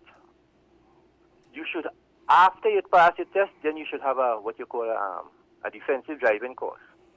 And only after you pass your defensive driving should you be issued a license. My son went for his license years ago, and before he was able to drive, we sent him on a defensive driving course. Because I saw the value in educating him a little more to understand the rules of the road and understand the consequences and understand the perils, understand the safe driving. So I think that is a loophole that we're missing there. One quick thing again, Mr. Tanku. When Mr. Tanku read the budget, when he spoke about revenue generating measures, he highlighted the increase in alcohol under revenue generation. So that wasn't punitive. That is revenue generation. And I want to say something to Mr. Mover before I go. I want you to hear me well, Mr. Mover. There was close to where I live, there was apparently they were keeping some little function in a townhouse complex there. And the day before they had the function, they set up and they played that music from 6 in the afternoon straight on to about 3 in the morning. So I am a late sleeper. I don't go in my bed early. I'm a late sleeper. So I would go in my bed between 2 and 3 o'clock in the morning. Because I do things, I do some research, and I do research in the night and stuff. And I could have gone and stopped that, Sean. Because I am the type of person, I would force an issue to the point where they will have to call the police for me. But I said, let me leave it, because I wanted to experience what Mr. Mover speaks about with noise pollution. And that thing was so damn irritating. Because the first time I actually experienced it, but I said, let me see what Mr. Mover always talking about, this noise pollution thing. To the point where 2 of my kids, Daddy, why do, and they're in air-conditioned rooms. Why do these people still playing this music? So I could, for the first time, okay, I hear about noise pollution, you hear a truck passing with loud music and that kind of thing, or a taxi and that kind of thing, or some young boy has some loud music in his car passing. But to listen to that for that period of time, I, for the first time, fully understand what Mr. Mover talk about with that noise pollution, because that thing was so damn irritating for all those hours. And the thing is, when they had the function the next day, they didn't even have the music as loud as that, but they just had the music playing loud and echoed, and especially into the night. So, Mr. Mover, I totally understand you when you talk about this noise pollution, how damn vexed you are for all these years. I totally understandable. Have a good day, gentlemen. Thank you, Call. Thank you, sir. We do have another caller, Arima, waiting, so we'll take the call quick. Sean Michael Small, good morning. Morning. Morning to you and your guests. Morning. Now, we're talking about a lawless society, right? And certain things come to my mind here. That is lawless. Mr. Ashraf could give mention to it when I finish my call. 1, the arresting of persons without charge. 2, matters taking years under investigation without any meaningful outcome. When I say years, I mean years. 3, now this is for the Prime Minister, because Mr. Maduro identified her as a drunkard. She was accused in the past of vomiting and urinating in PM1. We have current UNC MPs and government ministers before the court on their investigation For example, things like fraud at $3 million bank account, bid rigging, Eden Gardens, human trafficking.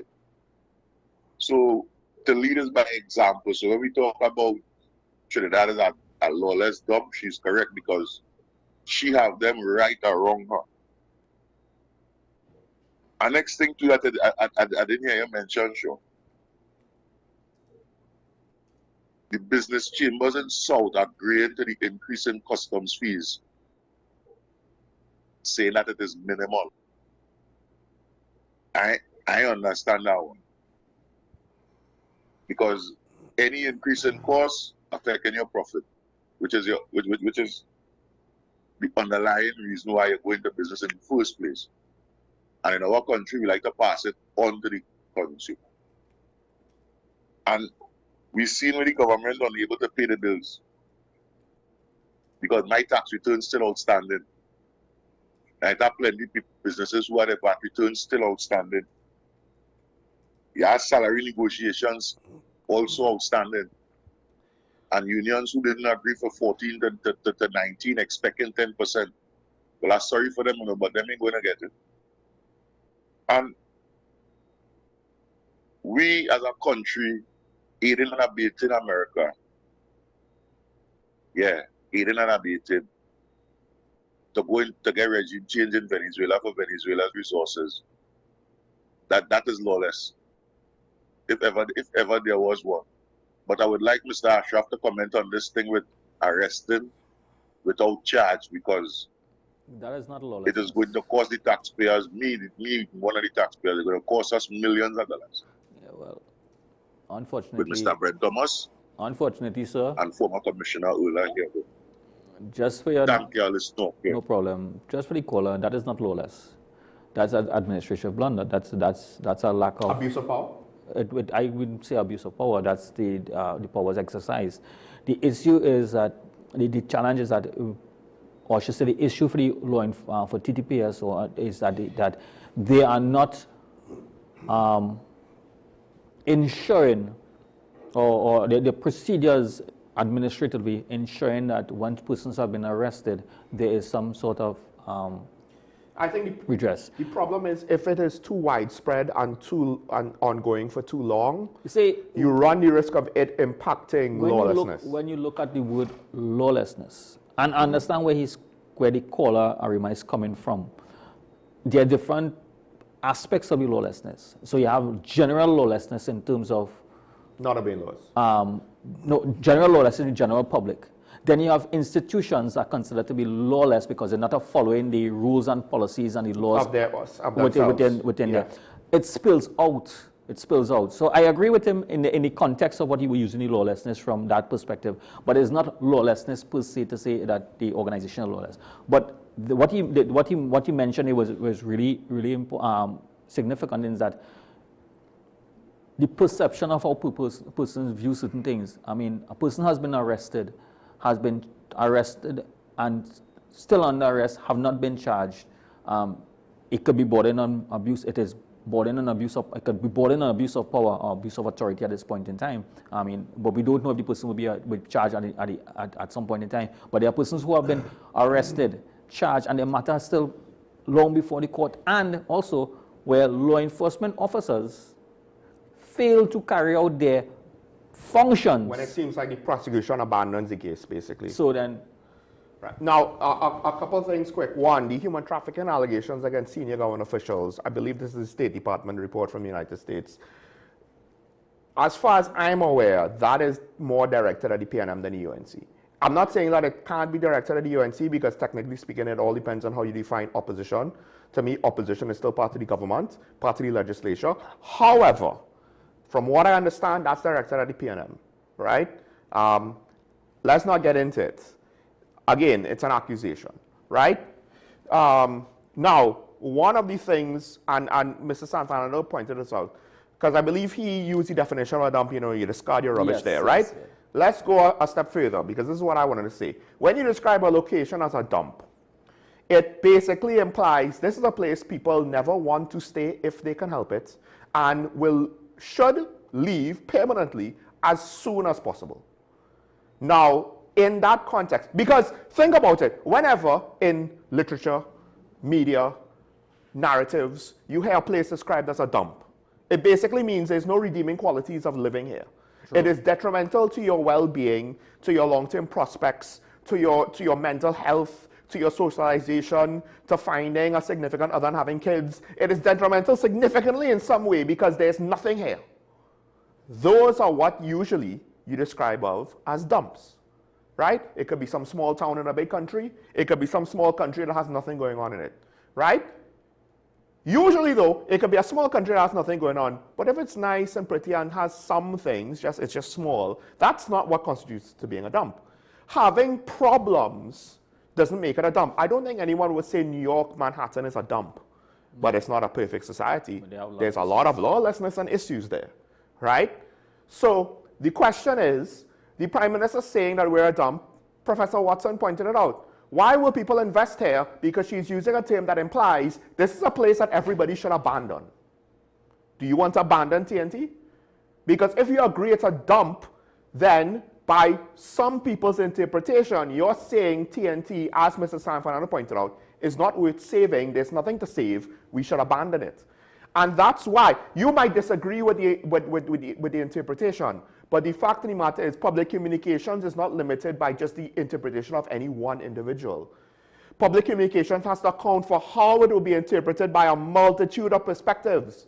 And that's why the Prime Minister erred when she made that statement. It doesn't matter if the statement is true or false. What matters is enough of the population, it doesn't even have to be a majority, negatively respond to that statement, and to what extent will that also be the case for foreign direct investment? Because there's a whole revitalization plan and it's dependent on investment, and I doubt a lot of it's going to come domestically because our local businessmen at times are shown to be unwilling to invest in TNT. Now, Dr. Rowley saying that we're a violent society, I can't disagree with that because he said it when the murder rate was rising. And more importantly, it's not on the same level as calling the country a dump. As benign as it might seem, again, a dump is an absolute final position of things are so bad, let's get out of here. But saying we're a violent society, well, the murder rate is rising. And seemingly, there was nothing societally being done to stop it. And the thing is, you did say, and this is where I think you need to be careful when you're crafting a narrative. You don't want people to use niceties. Well, the Prime Minister, Dr. Rowley, wasn't using a nicety. He was calling us out and making an observation. You were right to say what did they do about it, but that's why they lost the election. They couldn't get a handle on crime. So to now bring that up kind of is pointless. Also, I did not use Dr. Rowley to defend my positions on the Prime Minister's statements. So to bring him up as a counter-argument doesn't really matter because I didn't depend on him to give any sort of foundation to what I was saying. Now with that said, we have some comments to get through, so let's take them. Why is there a need to use TNT airports for refueling American planes if the Gerald Ford itself is sufficient for at least a year on the sea? This is because you can't land a C-130 on the Gerald Ford. So there are certain planes that you could potentially refuel them from the Gerald Ford, but US Navy planes use the drogue method, where there'll be a little basket trailing the plane, and you line up a spout from your plane into it. But the US Air Force, the spout is on the tanker, and the tanker lines up their spout to a hole in the plane. So it's literally the same country, two different services, uses two different refueling methods. Now, I believe the C-130 can do both if it's set up for a tanker, but that's not the plane that the Navy will use on the carriers. The airport is to be used for planes that don't operate on the carriers. That's lack of knowledge by this individual. Right, and then also, they won't have space really within the carrier to operate other planes, right? Even if they were planes that were carrier specific. But the AC-130, I believe that's in Puerto Rico. Other transports, was it B-1s or B-52s that did flybys, etc., etc. All of those things are coming from the American mainland, and they will need their own set of logistical support. All right, next comment. You can claim as a driver that you have not broken a traffic law. I will call you a liar. I'm a driver 59 years. A moving vehicle can never be operated with perfection because human beings are not perfect. That is true. Doubling up fines is no longer punitive. It is road traffic extortion. Yes, that, notice the drivers acknowledging, listen, nobody's perfect, right? But under that caveat, this is where Ashraf's comments about how these things should be handled becomes more important. We have a lot of evidence of incompetence by law enforcement officers. I hate to say this, but I think that's a societal problem, not just a TTPS problem, right? We have very low expectations for ourselves when you think about it. We have a lot of bad roads that is regularly damaged, citizens' vehicles, yes, and that's part of the reasons why our tires and shocks are so bad. Why is the government liable for their criminal competence in maintaining our roads? Yes. To be fair, though, a lot of countries just after COVID did not pave, like Barbados. So, yeah. At least Caribbean countries. One must introduce balanced laws and penalties. PDS should be trained to be more effective in catching. Right. Enforcement. There we go. Right there. What did Ashraf say? What did I say? Enforcement. When you pass a law, the majority of our citizens who don't intentionally break the law is the majority that is punished. Let's take the next comment. The lawsuit starts at the political and police level. Imagine politicians having pending matters and still in sitting government. Police get caught selling guns and get station bail in a state of emergency. That's just nitpicking at this point. That statement just nitpicking, well, because you can't. We can't. The second statement, I don't even know what the story is. No, but what I'm saying is that when we... Is that the Carney gun, the one near the Carney drug fine? You see, when we keep utilizing the context of lawlessness starts at a certain level. So we are saying that because it starts at a particular level, it's okay for it's okay when it goes to other areas. I wouldn't say that it starts. Yes, it trickles down. But politicians and police came from society. So for this comment, I would not say it starts. I would say that it is at all levels. Right. Now, and again, the influence of leaders trickles down. But to say that it started there, it starts it starts within society. Yes. The reason being, persons from societies are the ones that have been elevated to all these positions. And also, as in many things, believe it or not, the best and brightest tend to want to avoid the drama and get along with their lives. So who do we elevate to these positions? So that said, politicians having pending matters, that is an ethical question I think there's no great answer to. Because if you say, oh, you have a matter pending, you are under suspicion of, you're being investigated for.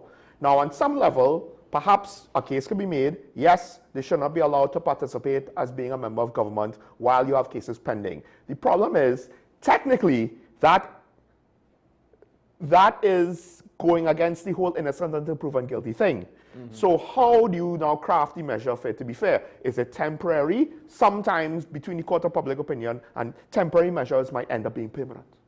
And it also could be a political tool in order to distance your political rival and then set them up to be permanently gotten rid of, even though the measure is supposed to be temporary. So these are, now you get into the nitty-gritties of, the practicality of the situation, and it makes it ethically, there's no, to me, a clear-cut answer. Right now, we operate with innocent until proven guilty for better or worse, unless the public has a big enough outcry, in which case you get fired a couple of times, brought back and fired again, brought back and fired again, and things just end up how they end up.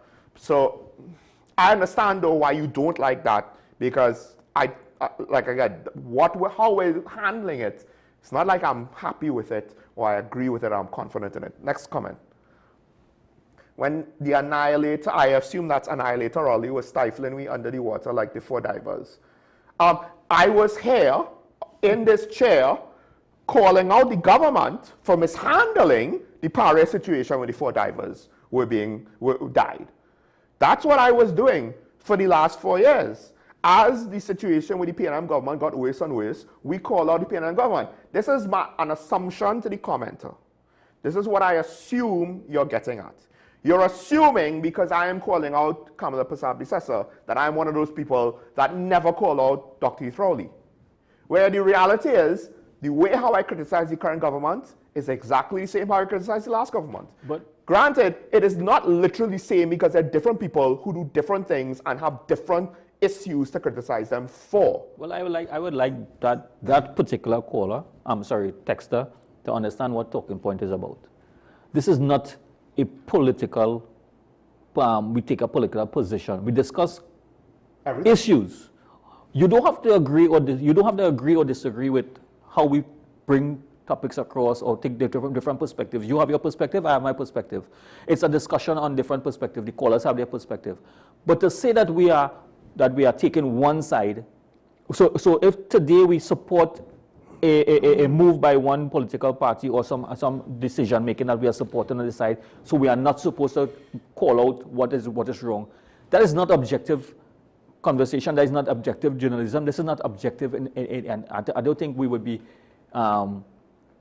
giving benefit towards talking points. So this is for you, and this is for you because this is where I will defend you in where callers look at it, because they believe that you're taking a side. Sean has been very objective in how he brings conversations across for or against. This is the perspective that we have to do. And not everybody will agree or disagree with it, but conversation like these need to be had.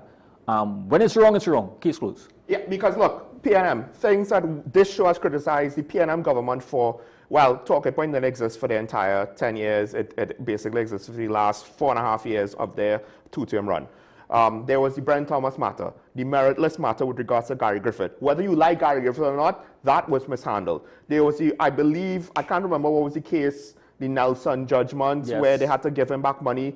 There was the Vindra Naipal Kuhlman case with the files disappearing, the situation with the then Attorney General Faris Awari, basically, I don't want to say lying, but when he said it was good law, and then when the law was struck down, he said it was bad law that he didn't write after claiming that he wrote it. You take that as you say it. There was the Paria situation that we covered and criticized the government and the outcomes for with regards to the lack of accountability and stopping LMCS from attempting a rescue, even though that is technically, I believe, what was contractually agreed upon, that they would to be allowed to do a rescue, and how that whole situation was managed with the political appointment of the Speaker's husband, who seemed to be incapable for actually carrying out his position when he actually had something meaningful to do as opposed to just collecting a check.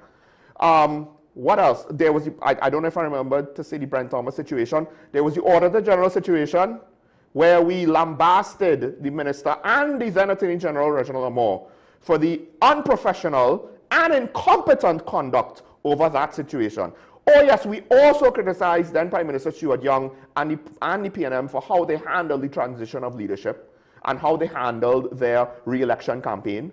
And all the while we also criticized the UNC opposition, that was limited given the fact that I didn't want to harp on the UNC over the same point over and over again. Now that the roles are reversed and the PNM is in opposition and the UNC is in government, the UNC has policies and decisions and statements that you could criticize of a wide variety of issues, whereas the PNM, it's the same criticism over and over. They make the same mistakes over and over, like their predecessors. So at some point, I don't want to just harp on those things over and over again. They're arrogant, they're in denial, and they're not really giving a proper account in order to allow the country to re-accept them after the butt whooping they got in the last election. So forgive me if Dr. Rowley, who is technically retired even though he still keeps talking, and I have also brought up the fact, hey dude, if you want to be retired, do us all a favor, including yourself, be retired, stay retired, right? I have brought that up more than once. But to me, that's not as important as what is the Prime Minister of the day saying. Oh, and by the way, because somebody brought up, Arima brought up, and I forgot to say this, and I will say this. I understand what the rumors are with regards to the Prime Minister's private proclivities with regards to entertaining or social functions, right? Regardless of the truth of the matter, that's not something I'm going to entertain. If it is a case where there is evidence that directly says that such things impacted her decision-making on any issue, that's different, right?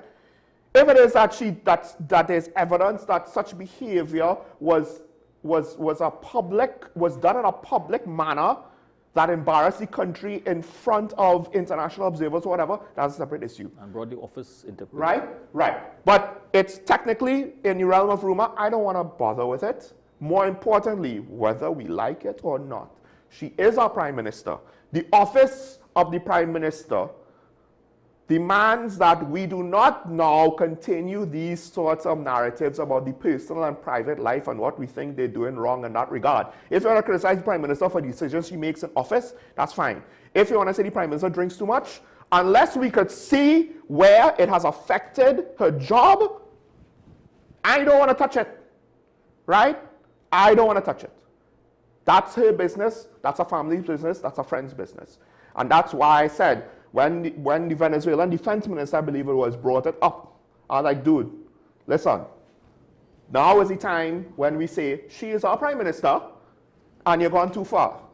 Way too far. And we ain't accepting that, regardless of whether we are a PNM supporter, UNC supporter, middle undecided voter, member of the media who is supposed to be and trying to be unbiased, etc., etc.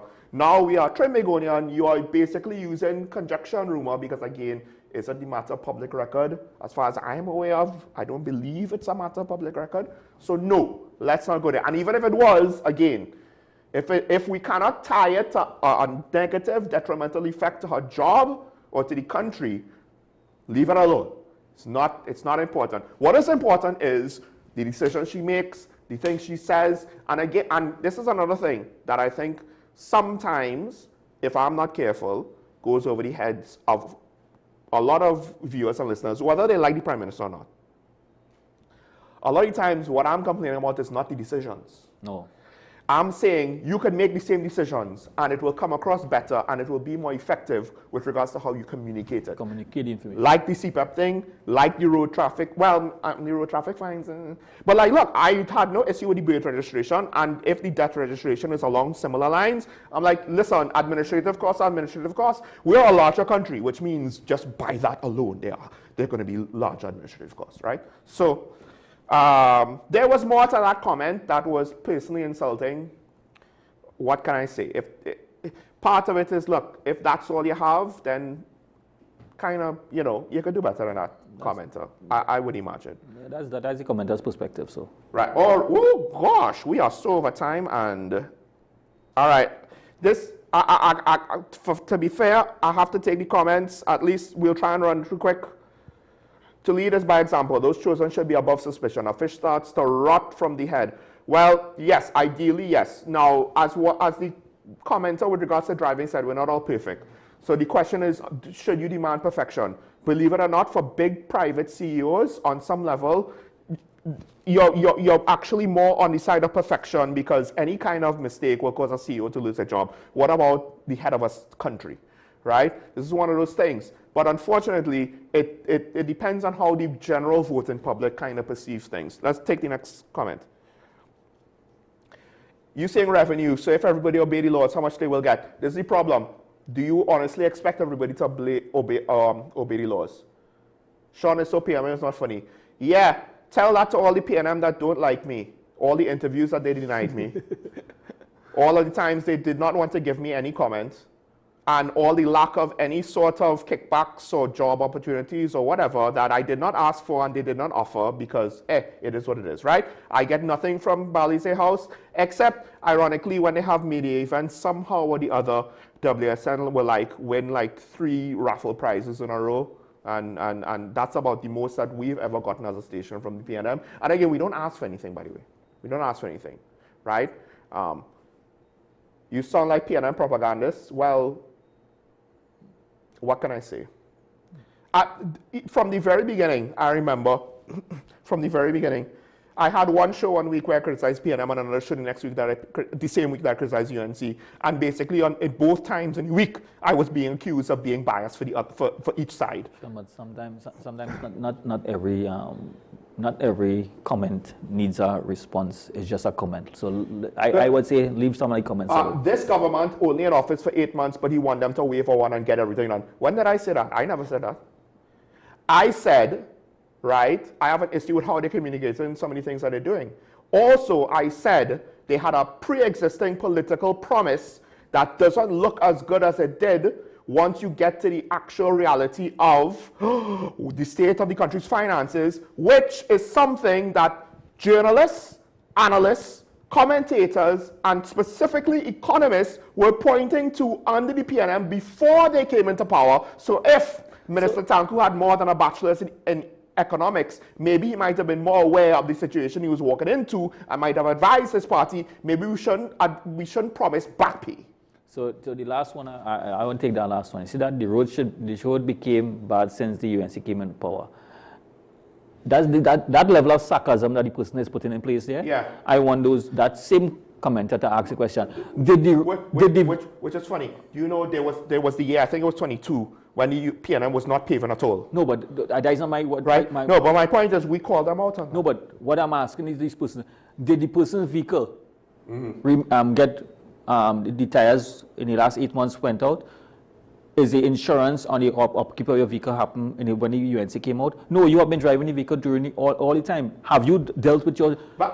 So is it that we're saying that when the UNC reach on power, people now start to speed? I think part of it too is or drinking and driving? Part of it too is it would be very interesting if... Well, anyway, let me not go there, right? But let me just say, this tracks in line with some observations I made that could get ugly. But yes, no, I never said the roads became bad when the UNC came in power. I complain about the roads being bad while the PNM was in power. All the time. Right? The issue here is that there's a lot of lawlessness across the spectrum in several different areas. All right? One of the main area that keeps coming to the forefront is lawlessness on the streets of Trinidad and Tobago, because the lawlessness affects a lot of different things like productivity, but we way overshot. We way over time because we actually have other things scheduled for today. So I'll just say the last comment, just to acknowledge the comment, right? Trying to be a balanced presenter. I like the trying to be a balanced presenter, because that's the key. I don't claim to be Vivek. With that said, I am very sorry. We have to close. Thanks to Ashraf for joining me. Thanks to all of the commenters and the callers. Having the discussion is better than no discussion. I wouldn't say don't comment, but if you want to disagree, come with better arguments than that. Now, I never didn't complain about the roads when the PNM was in power. I complained about the roads when the PNM was in power. That said, have a good day. Stay safe. Remember your allegiance to the public and to each other. Don't forget it's nice to be nice. Even if you mistakenly identify someone as being a supporter for the political party that you apparently do not like. We will see you tomorrow to close out the year. Bye-bye.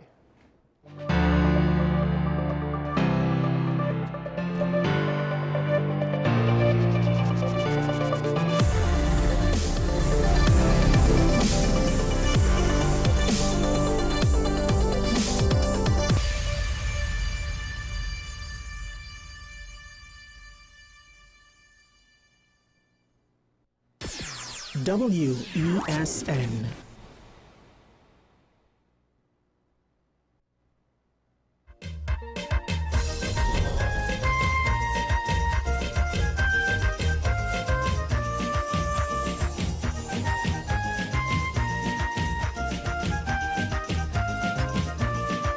By public demand, the draw date for the 3-car raffle presented on behalf of Queens Royal College is now extended to Saturday, January 24, 2026.